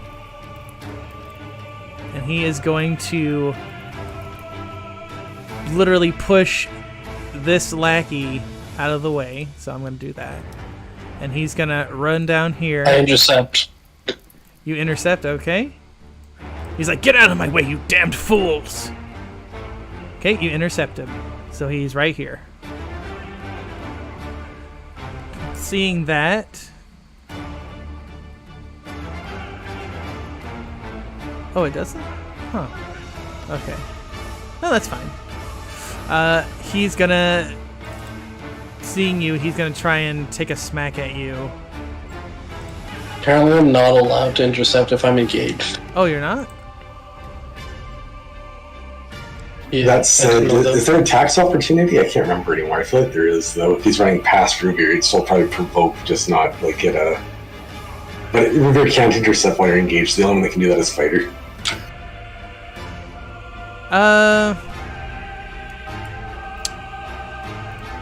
Then, yeah, if you can't intercept him, and he's just gonna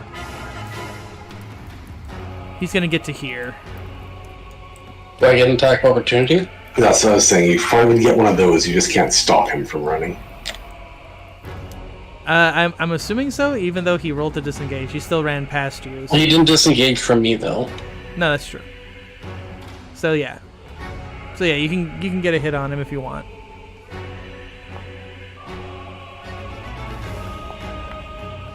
Alright, I'm gonna use Domain of Strength. Oh, you're really going to knock him out? Yeah, is it So 22 non-lethal. 22 non-lethal? Okay. Well, I'm gonna leave the 4 there, but he is unconscious. Actually, I'll just put him there. Yeah. So yeah, you whack him, and he whacks into like this like bookcase right here. So yeah, he's out of it. In fact, I will remove him from the combat because he is no longer. So, okay, Ruvir, it is your turn.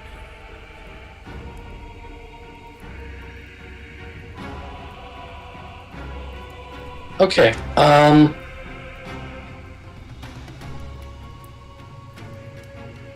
going to. Who all am I engaged with?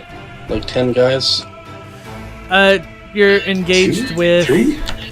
You're engaged with like the lackeys. You're engaged with this one, and the Black Drake. This one. Okay. I'm gonna quick action domain of music. Okay. Oh, nice.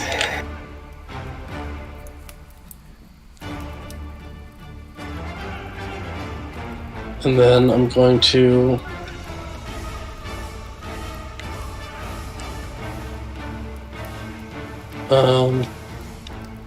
What do we want to take down next?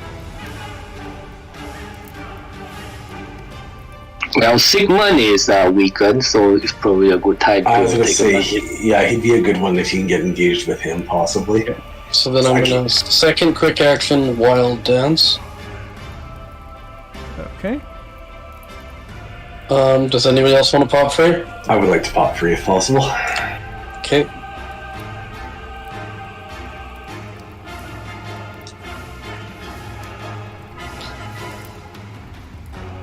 And then I forgot to roll my d6 for Wood Elf. Okay. Are you actually able to engage Sigmund? Or no? I don't think I'm allowed to as part of Wild Dance. I'm not sure. Oh, pop free or engage in nearby. Yeah.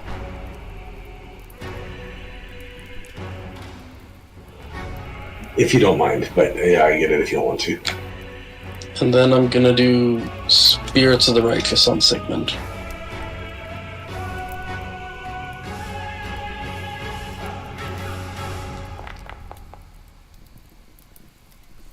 That was a pretty incredible turn. 2 on the damage there.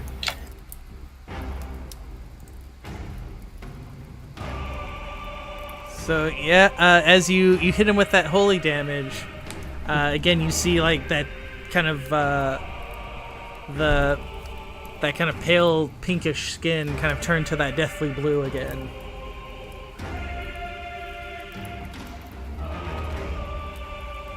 That's weird. Anything else, Ruvir? No, I'm done. Okay, it is now the lackey's turn. There's a little bit more space for them. This lackey is gonna try and whack Raphael with a club and crit. I'm gonna use. How much damage is it? It's 8. Fuck it. Why is Shield Other?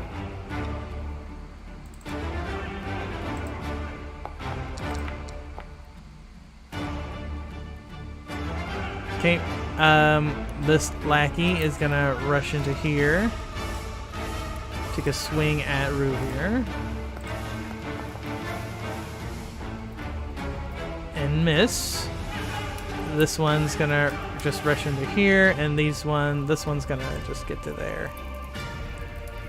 And then the other ones they're gonna spend their turn to get to there. Just mob this poor door. Right about there. That'll be the lackey's turn.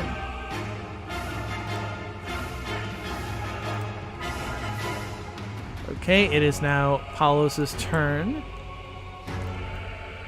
And let's see. What do I want Paulos to do? Oops.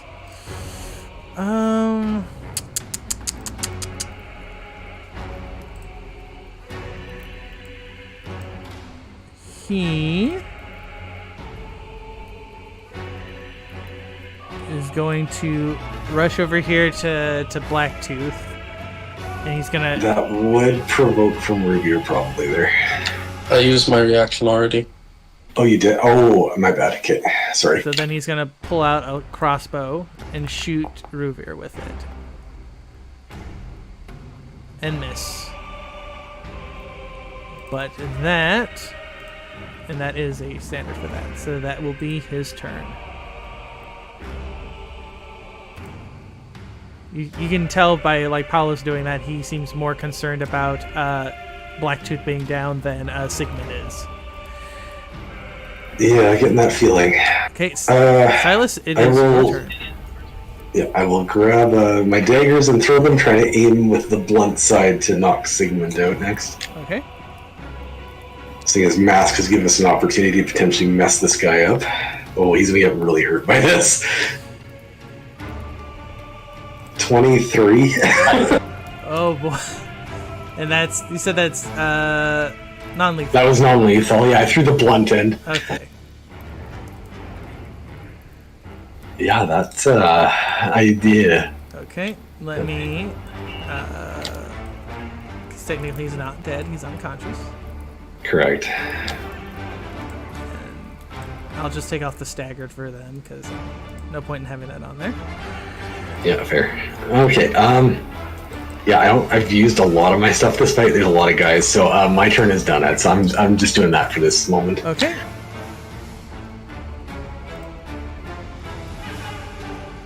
Sigmund is down. Mask, it is your turn. Alright, I'm gonna use my specialist slot. And I'm gonna use it. Oh no, here it comes. Oh no, are we getting They're on a group. we're gonna see Mask do Nanaka stuff. Run, brutal. Yep. And he's 10 HP. He is not 10 HP or fewer, so he will not be weakened. Yep. We'll still take the 11 psychic damage. He will indeed, as the colors blind his eyes. Yep. That's it, I guess. Okay. It will now turn to the Black Drakes. This one's gonna burst in, kind of like push that lackey out of the way and take a bite out of Raphael. No. And as it bites Raphael into like your hand, you feel acid dripping from its mouth. These are Black Drakes, and Black Drakes deal acid damage. The other one is going to kind of bound its way. Where would it go? It's getting very crowded in this tiny little room. I think it would bound itself over here and try to bite Ruger.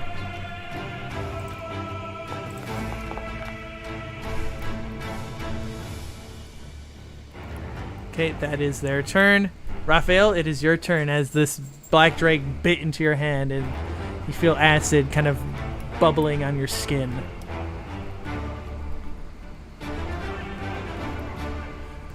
Oh no. It's a time for the Bone Brigade. Oh, it's a blasphemous watch now. All right. Oh, as much as I hate to say this, that is a range. Oh no, are you okay with range spells? I think you had a thing for that, right? Let's fix his HP. Raphael, you're not provoking from 4 guys, right?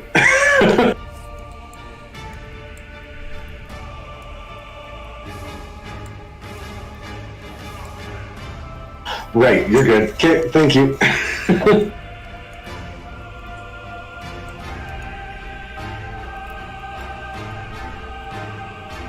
Okay, so yeah, Umbral pops out of the ether and growls at that guard, at the Black Drake.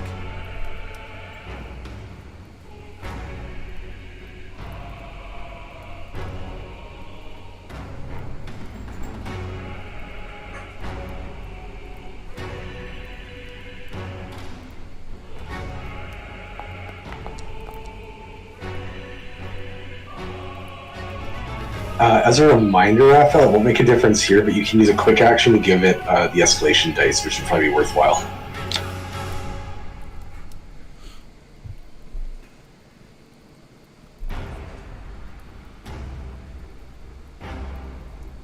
So are you gonna do that to give it the escalation?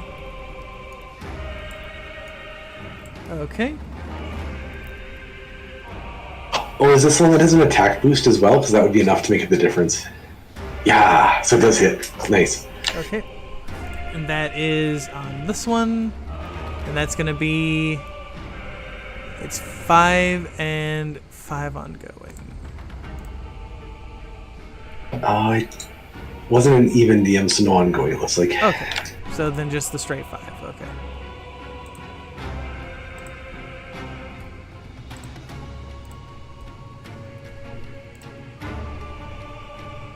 Okay, anything else?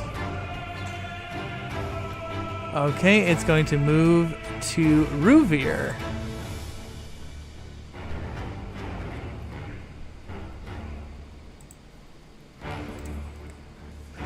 Okay.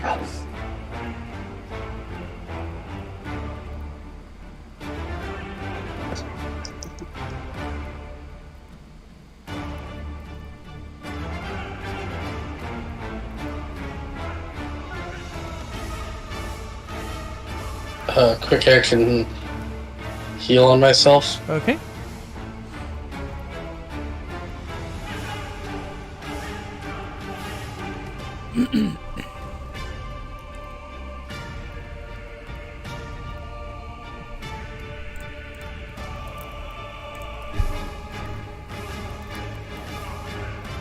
Okay. And then I'll let Wild Dance end. Okay. Wait, can Silas reach anyone? I mean, I think you could reach this guy. What does it do? Oh, it's against a nearby enemy anyway. Yeah, I can throw a dagger at somebody.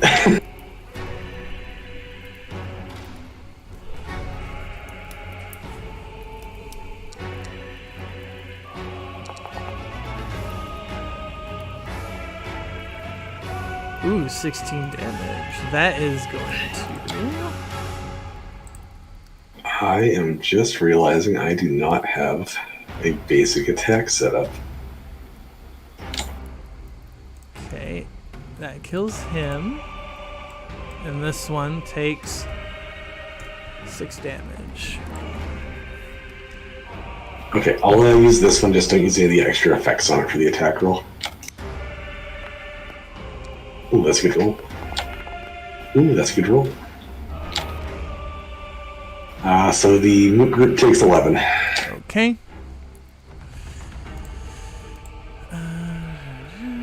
This one. Okay, this one's gonna take 4.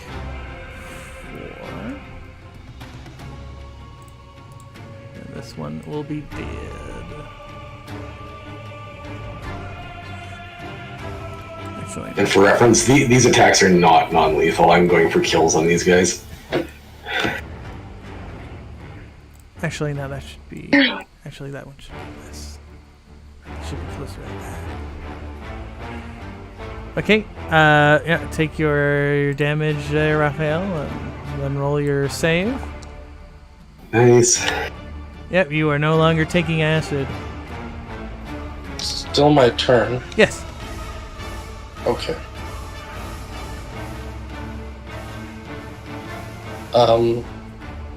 So that was a free action. I didn't roll for Wood Elf. Mm-hmm.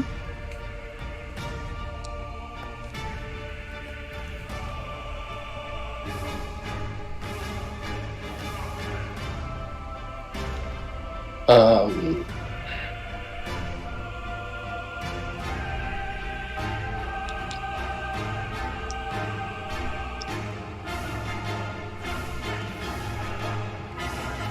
I'm gonna do standard action Light of Maledictine Moon on the Drake. Okay.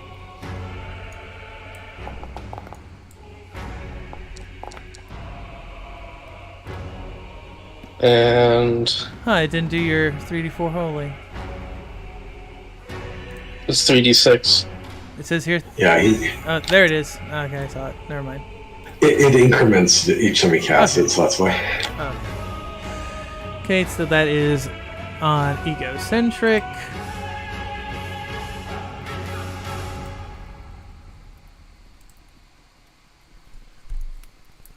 Okay.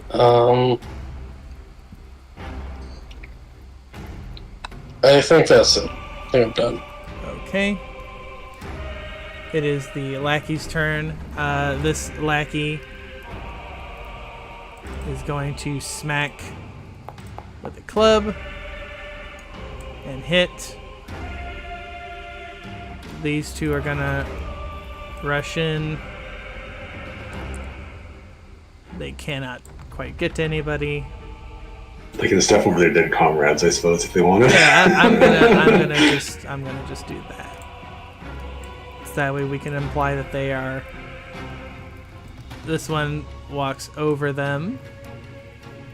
Actually, I think I might be better just to actually delete them. Whoop. Okay, so we'll just have that one. This one will come in to replace the other one I deleted. He is gonna. Whoop, I'm deleting them all by accident. I was gonna say, whoops, he's got swallowed up somehow. It's because I hit backspace by accident. Okay, so he misses entirely. This one is gonna swipe at Ruvir and miss. The other ones are just going to start, they're going to try and start piling in. So those ones are going to get in. The other ones are going to just get to the door.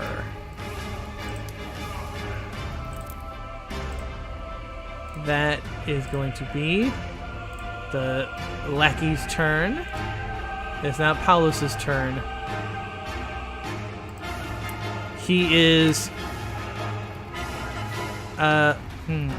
this is kind of an interesting question. He still thinks that there's like an advantage on their end. I was gonna say, they have so many people on their side, so that's probably fair to think still.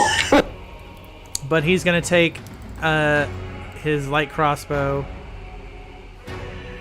do a move to reload it, and then he's gonna take a shot at Silas. And Silas shatters into a mirror image as he's a duplicitous double. Okay. You see Paulus just growl at this. Okay, Silas, it is your turn. These guys are getting annoying.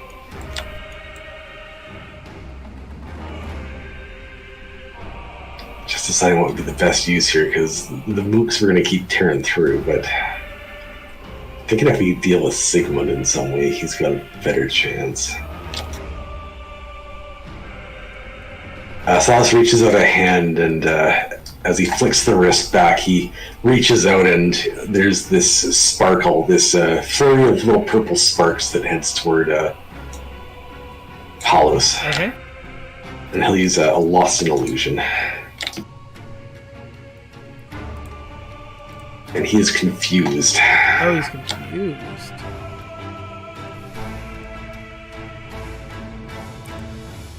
Okay. As Silas makes him, within his vision, Silas and the others are suddenly his allies, and his former allies are now enemies before him. Okay. And it's also kind of, walls, right? I'm gonna step around to the top of Ruvir if you don't mind moving me. Where do you want to go? Up beside Ruvir on the top. So here or here? Beside the Drake, sorry. Oh, that's fine. Yeah, you Yes, rush up. it's also kick off there and kind of stand with Rubier against the foes before him. That's my turn. Okay. Sigmund is still down. I should probably actually just remove him because he's out of the combat technically. Okay, Mask, it is your turn.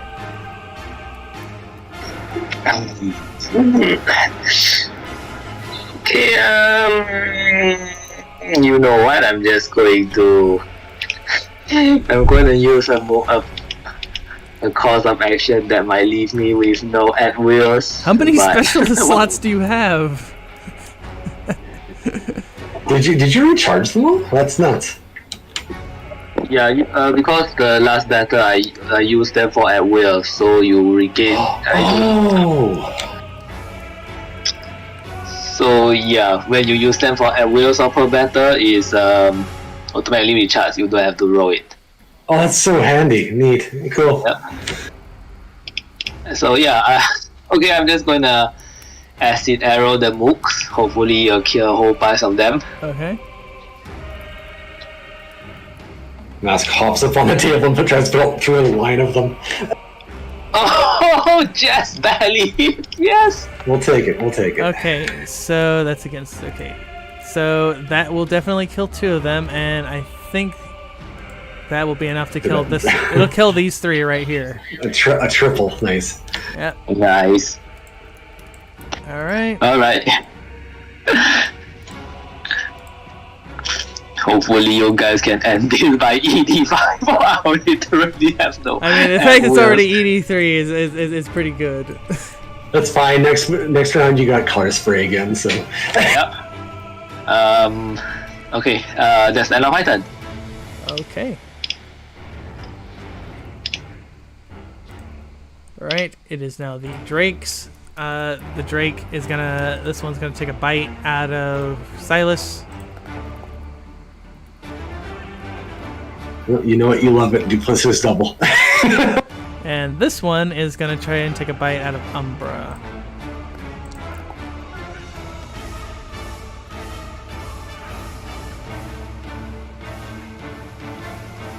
And that is going to be their turn. Raphael, it is your turn. Oh, I miscalculated that. Sorry, I'm ongoing.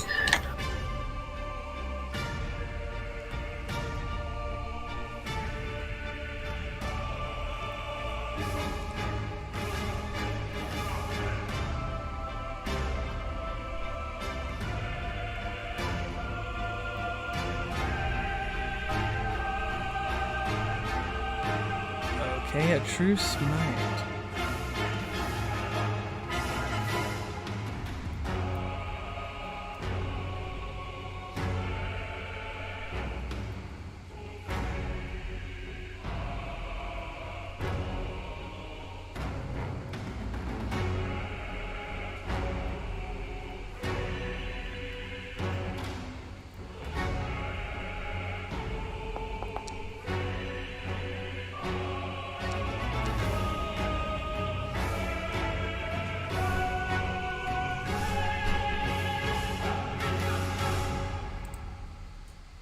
Okay, let's see here.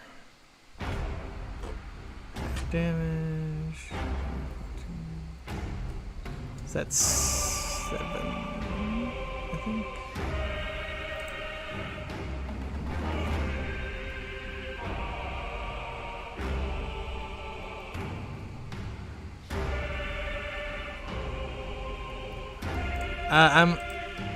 I think if it's rounded, I think it's usually rounded down, but I tend to round up. I think up is more.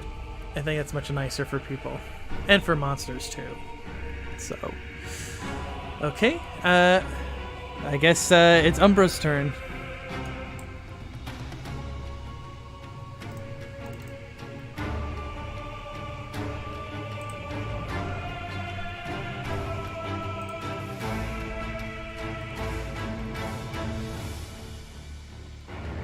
Okay.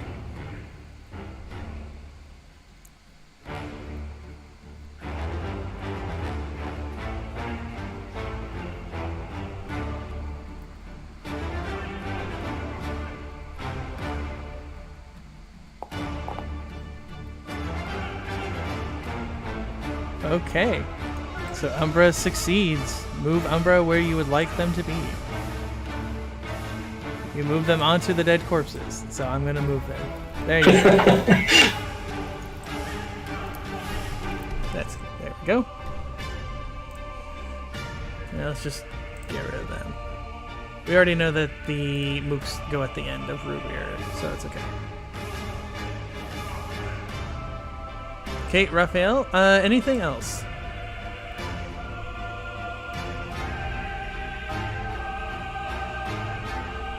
I don't think it actually says that anywhere that I've been able to find. I don't think so. I think it's just like a thing until. Is it a saves one or is it a next turn one? Just relinking it, so ignore the attack roll. End of your next turn. Yeah. So I'm gonna say you hit him. It's not gonna break it. And I would say the same thing. Like if a monster attempted to hit someone confused, I would say the same thing. Yeah, I think it'd be consistent either way for sure, unless something specific in the effect says it would do that. Yeah, but definitely. oh, darn.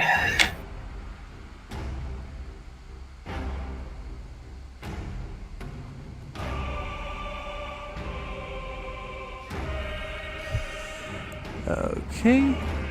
So yeah, you attempt to bite Paulos, but he just kind of like dodges out of the way.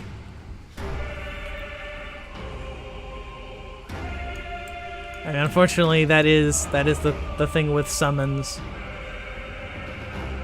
With I think with any game system, I think it's kind of like that. Summons they're just not meant to be like the main force in your attack. But with that, it shifts to Ruvir. I have a question. Yeah. No, never mind. It's too much extra figuring stuff out. Okay. I was gonna ask how difficult would it be to do a combat maneuver to pick up the Black Dragon and bowl it through those guys. Yeah, that would. Yeah, that would be. What's the stand? What is the hard DC at level 2? 20, I believe. Am I wrong on that? I thought that was 15, 20, 20 is 25. hard, 15 is normal. Yeah, 20 is hard. Yeah, it would definitely be like a DC 20 to try and do that. Would that still be a quick action, or would that be a standard? Because I think it's got to be a standard. It You would can be a try and knock standard. them all down. It would be definitely be a standard.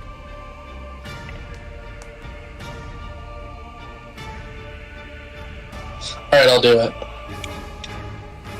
Yeah, you just need to. I could see Ruvir thinking that that's probably the best idea, because just get all these guys into like a much larger area.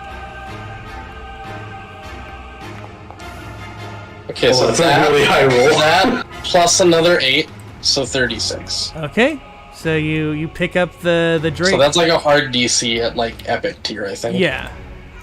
He Fred Flintstone bowls this Drake, apparently. I say, get out of here, you yabba dabba douche.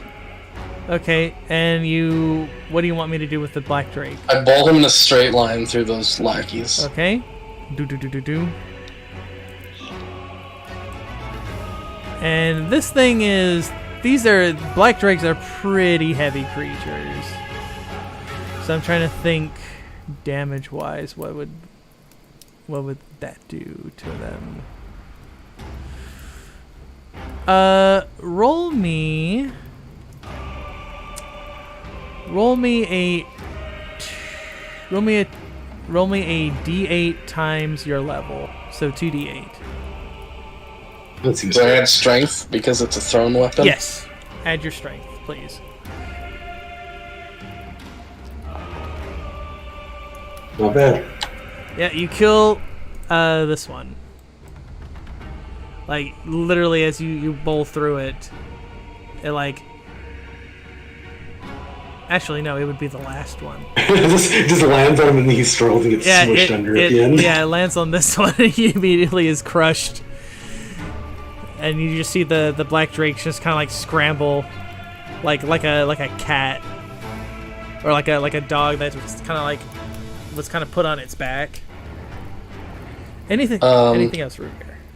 How hurt are people that aren't me? Mask doesn't have a health bar, so I have no idea how hurt they are. Minorly. Mask is injured at 22. Raphael is injured at 19. Silas is barely injured. I think Raphael needs it more. I'm in the back, so I have. I'll save the heal for now in case somebody goes down. So I'm gonna move up so that. Oh, the Umbra already gives him. You're correct. I can sneak off him if I need, yeah. Okay.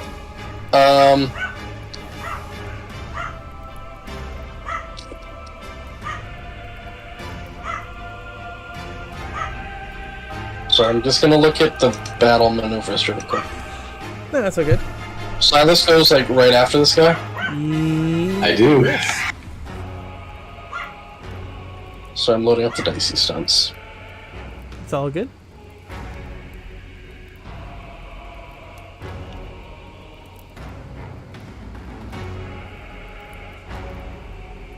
Okay. I'm gonna move up, and then I'm gonna quick action dicey stunt him for gain the advantage. Okay. And I'm gonna do. Would you rather vulnerable or +2 to hit? Probably vulnerable. I usually hit pretty easy. Okay. I will try to make him vulnerable by doing a strength check against his PD. Okay.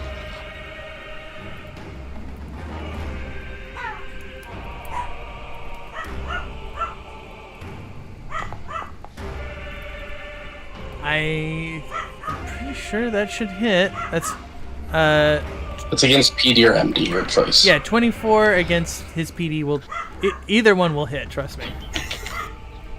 So he's Okay. That's the end of my turn okay, then. so he's vulnerable? He's vulnerable. Okay. Until I think the next enemy or next ally's attack. Okay. Lasts until the end of my next turn. Oh, that's way better. Oh boy. Okay, that is Paulus' turn. I need to roll a d6 and I need to look up the stuff for the Confused chart. the Yep. confused chart. Okay. I have the confused chart right there. Let's roll that d6. One lucky number. That is 2. He does nothing. That will take nothing. He does something. It's more like he's kind of like rubbing his head, like he's trying to shake off the confusion. That is his turn. Silas, it is your turn. While he's standing there kind of wavering on his feet, Silas will grab a handful of illusionary daggers and throw them in his head. Okay. That's a good roll. Not quite a crit, unfortunately. No, but that is gonna. That's so much even without a crit. That is 20 And- damage. And guess what? Oh my god, are you? Silas activates Shadow Adept. Silas activates Umbral Miasma again. Oh, It doesn't stack the temp though. It doesn't now. oh Right, my so god, 24. You straight up murder him. I mean, it's hard to do non-lethal poison. Very And true. then Silas will take his ongoing and make the save.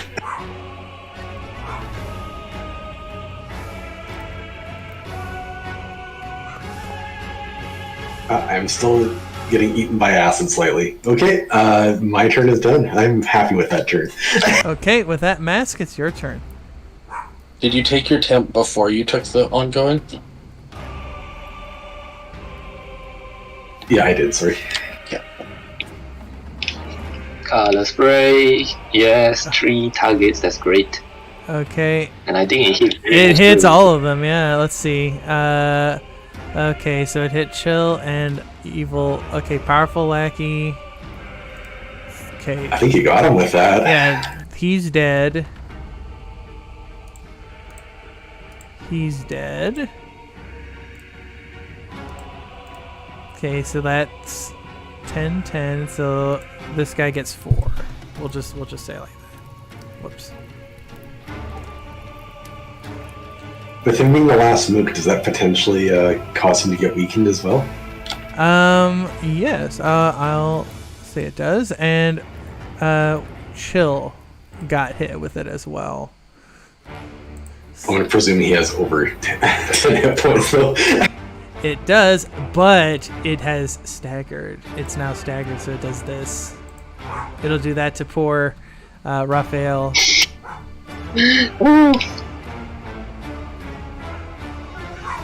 Awesome. Yeah, well, that's my turn, I guess. Okay.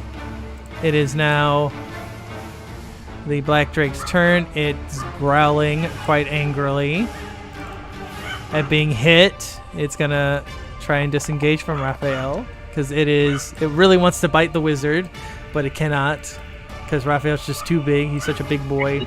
So it's gonna try and bite him and miss anyway. The egocentric. I think egocentric's gonna bound itself back into the. Actually, it should be dazed from that because it got thrown pretty hard. So I'm gonna make it harder on myself because you know what? I'm about all that narrative, about that theme. Fair. And it's gonna try and bite Raphael and miss. That'll be its turn. Raphael, it is your turn. You take 2 acid from the blood that kind of spurts from Chill. And there are 2 black drakes right in front of you. Primed for a smite. You're at escalation 4. I'm pretty sure that will hit you.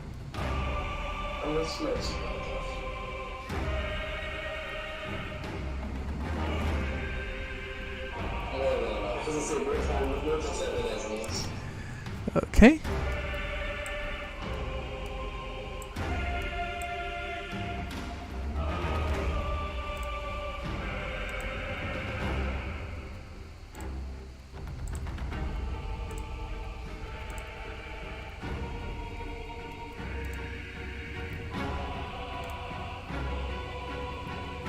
Oh, sorry. Okay. Yeah, exactly. More than enough for all those enemies.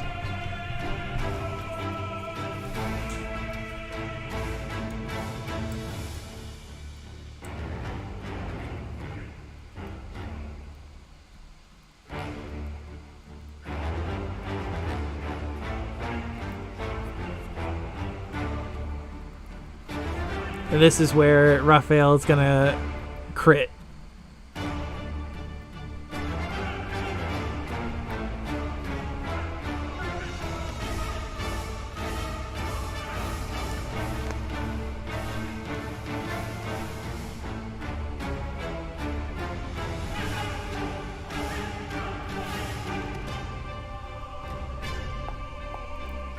Oh, so close.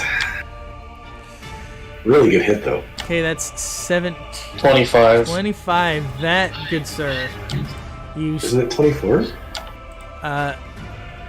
8. 8 plus. 8 smite. 8 plus.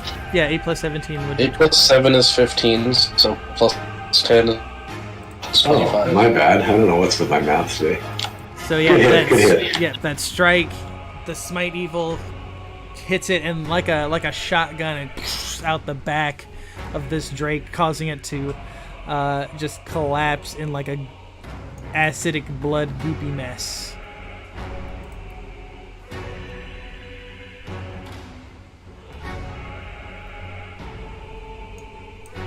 And then I guess you get to command Umbra. Yep.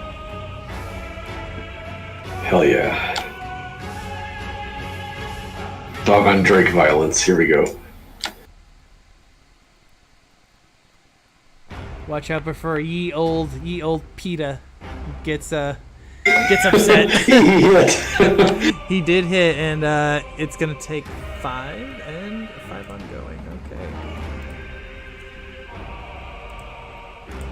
And let's grab that ongoing.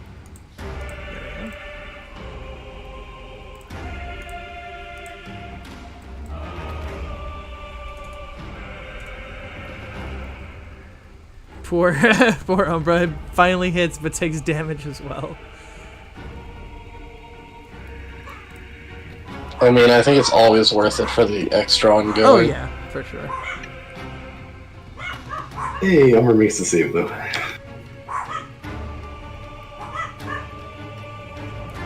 Okay, and if that is your turn, shift it over to Ruvir. Right, Ruvir, it's your turn. The tides are definitely turning in your favors. After a good long while. What was the last dice I did for the Maledictine Moon? I think it was the second one. 3. Yeah, 3. Was it D6s? It was the. It was D6s. Yeah. So you're doing the D8 one, I think. Okay.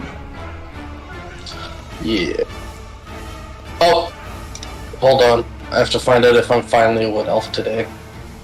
You are a Wood Elf. I'm a Wood Elf today. Yeehaw. You got wood for that elf. Alright, I'll do the D8 and then I'll do the D10 on the Drake. Okay.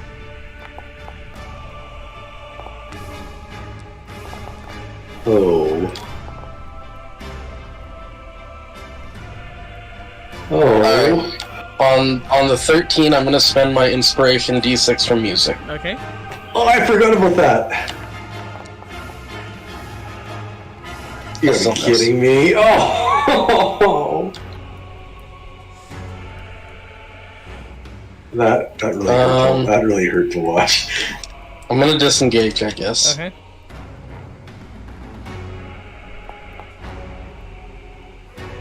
Oh, your dice have betrayed you completely. Okay, it's the end of my turn. I can't roll any more numbers that aren't 2s and 3s. I don't think this turn. Okay. With that, Silas, it's your turn. Because technically, Paulus is dead. He's bleeding out all over that sweet, very expensive wood library thing. He was very murderous. I don't feel bad about gutting him. So let's try and take out this little last Drake. Okay. Illusionary blade throw.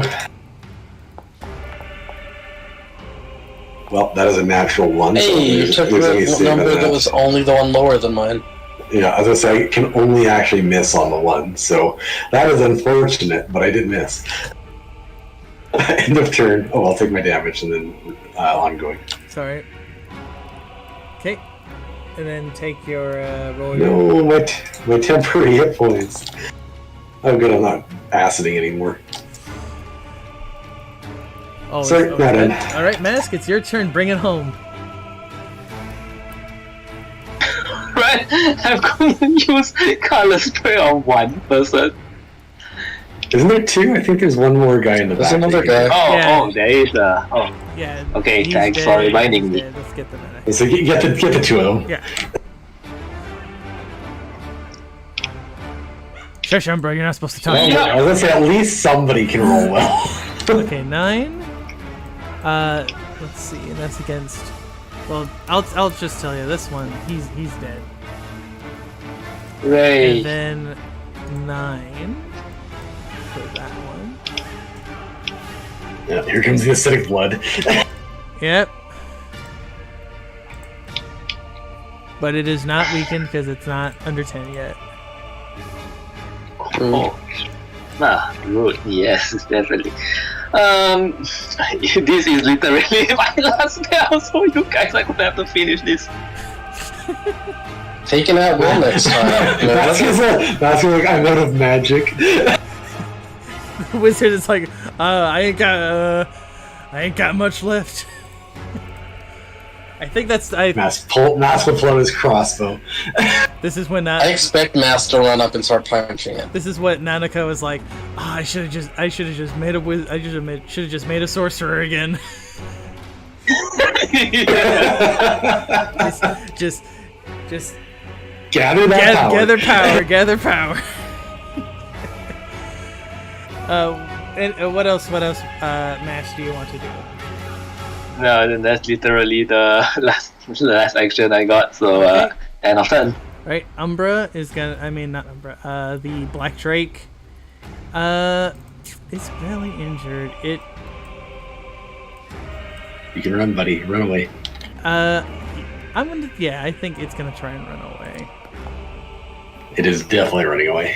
So yeah, you just see it kind of like bound off. What? Oh. Umbra does give a -5, but unfortunately it's still enough for him to pass. Oh wait, you ended up -1, but it's actually at -2. Is it -2? Oh. Yeah, because there's Raphael, there's Revere, and there's Umbra. Oh, you're right. So he actually just fails, if I'm not sure. Oh, it's a lower initiative, though. I don't think it is. No, because it's on Raphael's initiative. It doesn't get that. Yeah. No, he can run. He's free. Okay. So yeah, it runs. Run back to your Drake family. So yeah, it's gonna end its turn running there. Okay. Salus is... Well, I think we're out of initiative probably here in a second. I'm not going to chase it for reference. Okay, Raphael, it is your turn. But I think with how much is left, I think we can just technically just end it. Okay, Salus is going to check out Sigmund. I want to figure out why his flesh kept warping like that. I have a suspicion, but I'm not sure if I recognize it or not. Okay. Let me get the cool suspense music going, because that's always fun. Let's do this one. Okay, so you're inspecting Sigmund, right? Yeah, I want to try to figure out what the hell was going on with him turning blue or whatever that was. Okay. How are you investigating him? Well, I'm wanting to tie him up because I did try to knock him out. I don't know if that worked, but if it did, I'll basically be binding his hands, removing all his weapons. I'm assuming you bound up Sigmund and Blacktooth. Yeah. Okay. I'll see if it's... Salus has some knowledge of illusionary magic. I'll be checking if it's an illusion and trying to disrupt it with my own magic if possible. Okay. If that'll work, or do you want to roll, or how do you want this? Do you have another icon dice? No, I had to spend the one. Okay. I'm trying to think what would be a good... Go with either your intelligence or your wisdom, whichever one is the highest, with an appropriate background. So it's not magic. Okay.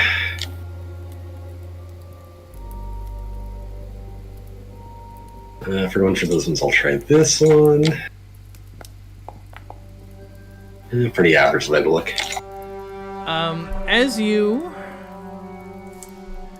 I mean, you look it over, and you kind of see him all over, and you check. I will say you do notice on... right where his heart is, you notice there is like a sigil, like a tattoo. Do I recognize it all or no? You do. It is the symbol. It is a kind of like a skull. You know that's it's a necromancer's sigil.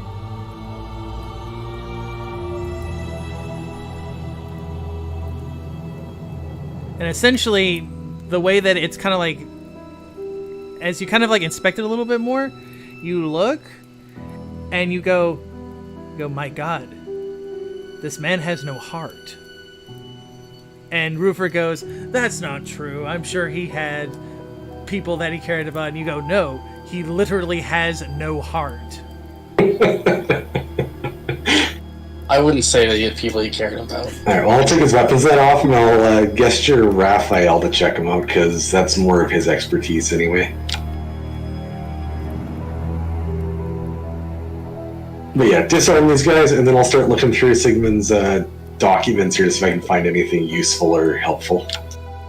Okay. Sorry, Blacktooth's documents, my bad. No, it's fine. Torsar Blacktooth, the Dreamaster, who's actually having a dream right now. But I'm assuming with Silas, he's probably filling those dreams with dark visions, I'm sure. Oh yeah, absolutely.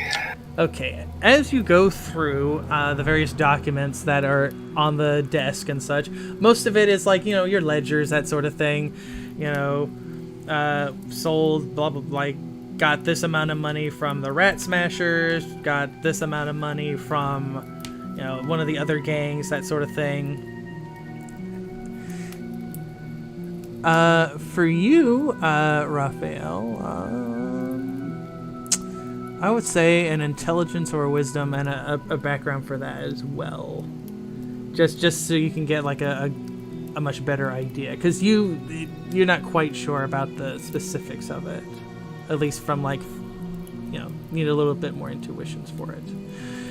For you, Silas, again, as as you kind of look through it, you find a collection of papers written, and they say the blow to your Dreamleaf business is none of our concern. We continue to need bodies. Make sure that you bring more by the next night.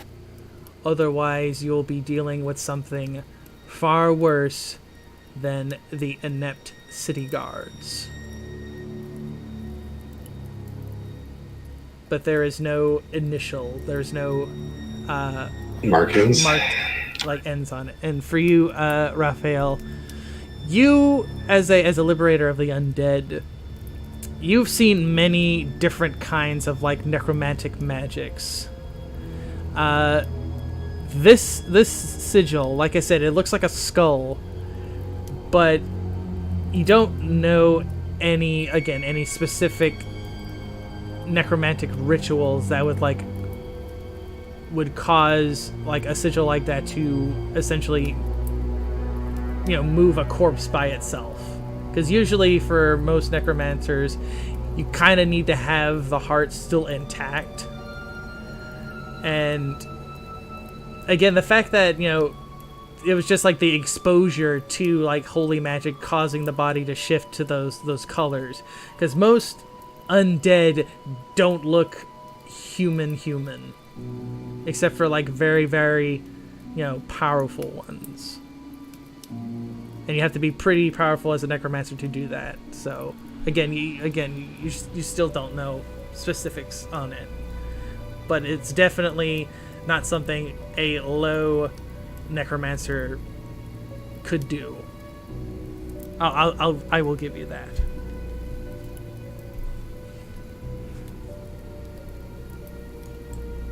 Can I find any records specifically of which guards are on their side or paid off to work with them? Yes, you do. You do not see Sergeant Perel's name on there. So you know that. Oh, thank Christ. So you know that he is not on their payroll. But you do see a note for Sergeant Perel that said did not accept bribes. If he continues to be a problem, remove. Yeah, remove. Okay. Remove and put one of the other ones in charge. I'd probably start making a copy of the guard names that are on the pay. I'm gonna hand over the original to Perel's, but I want my own list for it just in case we need it later. Yeah, no problem. And so, I think what we'll do here, as you all kind of are investigating the lair of the Dreamaster, and you see, I think what would happen is obviously some of the guards pile in, and they start, they question you, ask you what's going on, that sort of thing. Oh, the guards from above, or like the guards from the city? Like the city guards. Honestly, I prefer. How did they know we were here? Sorry, I was hoping we had more time. I wanted to interrogate Blacktooth. No. Trust me, you still have plenty of time. Okay. I'm just saying like narratively.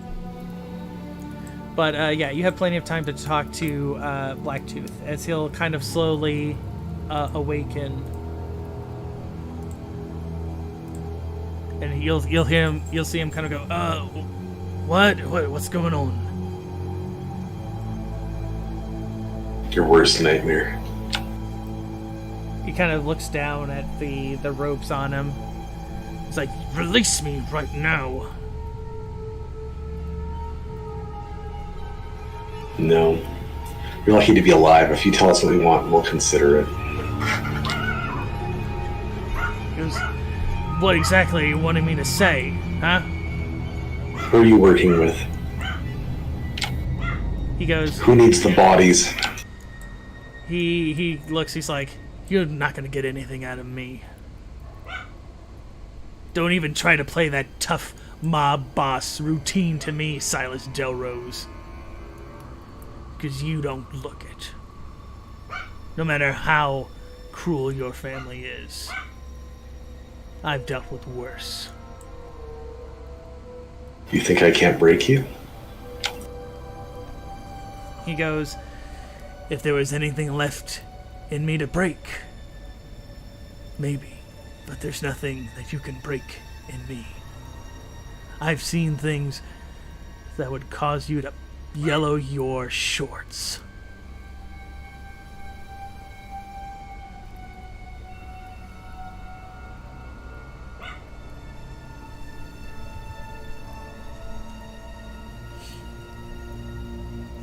Silas is gonna, well, without going into excruciating detail, I will start doing very, very bad things to him, unless the other ones stop me, but if they do, that's fine. Okay. He would be trying to break and get the answer out of who put him up to this and all that, but yeah. Okay. Well, I'm gonna leave. As I say, I don't think people would be happy with this, but if anybody stops him, he probably would stop at their request. But otherwise, he would try to get that answer out of him. So yeah, you start performing harsh actions to get him to talk, and you see him gritting his teeth, like biting into his lip, causing blood as you do this. And I love how the music is like really, the music is really adding to that. It's making me uncomfortable. Sure is. It's making me uncomfortable.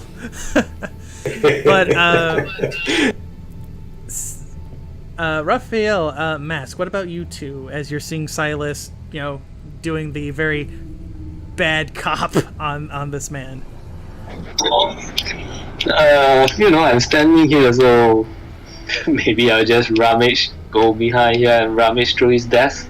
Okay. What are you rummaging? There's like two chests there. Check those two. Yeah.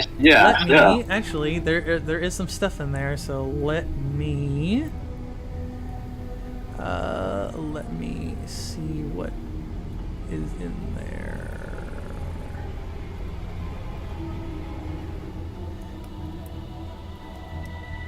He goes, you're not gonna break me, Silas Delrose. You're not gonna get my product. You're not gonna take all that I've worked for. And We already have. Let's see. Okay. Okay, for you, Mask, inside of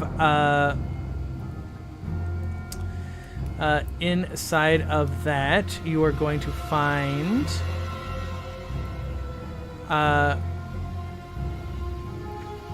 you're gonna find like 30 gold and like silver rings and other paraphernalia.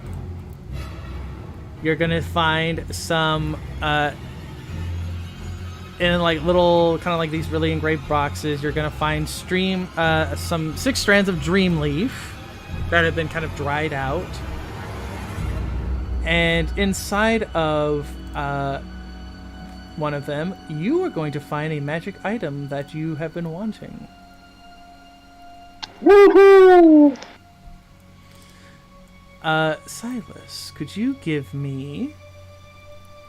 Actually, Raphael, what are you doing? Are you continuing to look at Sigmund? Are you watching Silas? What are you doing right now?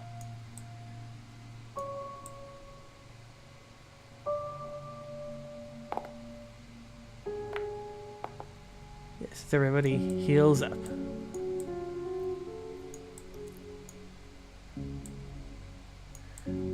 Okay.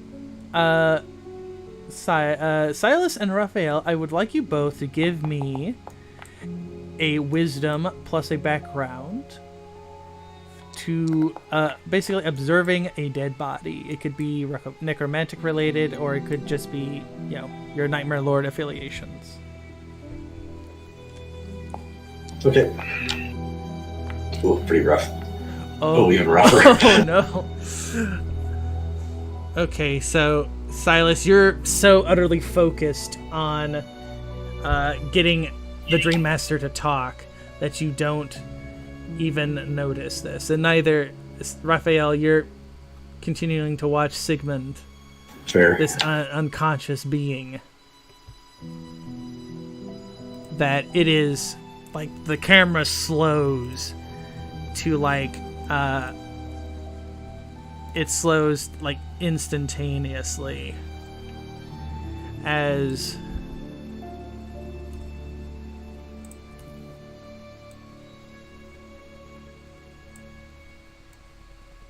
you see the bodies turn to that dark blue.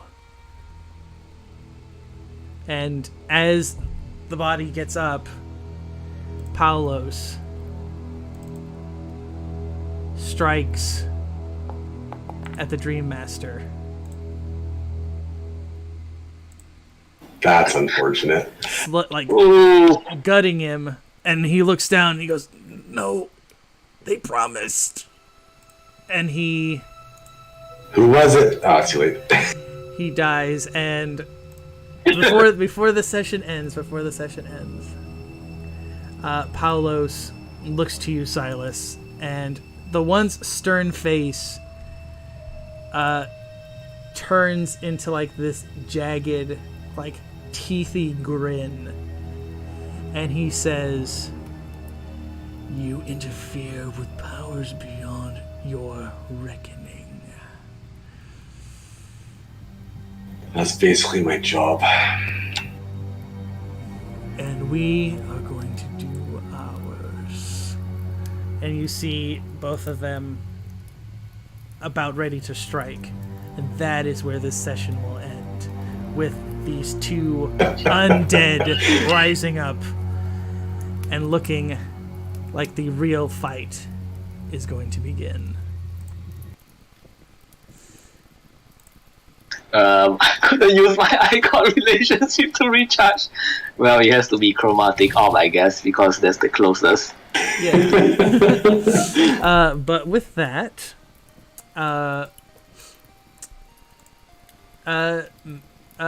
Mask, Nanaka, what did you like, and what do you want to see next time? I think it was I think it was funny when Rubia like blasted Kappa with like 20 like crit spirits of the righteous. Yeah, it was. And let's see where this comes. Oh, is Sigmund also undead? Yeah, let's see where this. He is. Both of those two, yeah. Let's see where this plot twist goes. Yeah. let's see.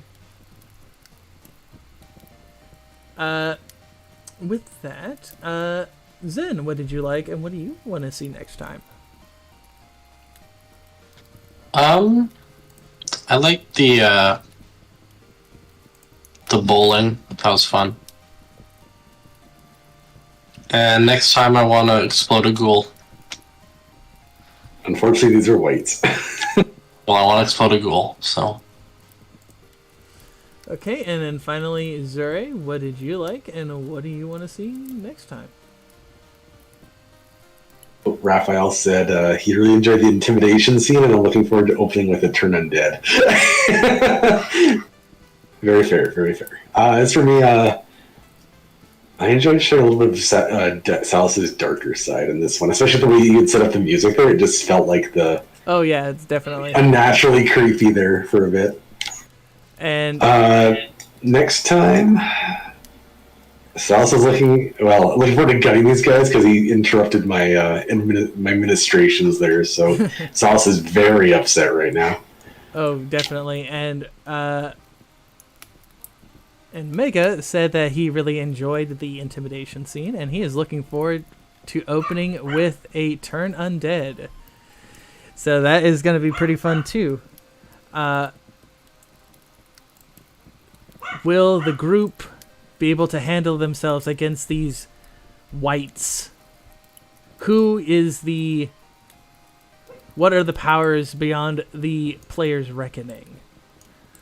What is going on with the Dreamaster and all this other crazy things going on in the city of Eldolan?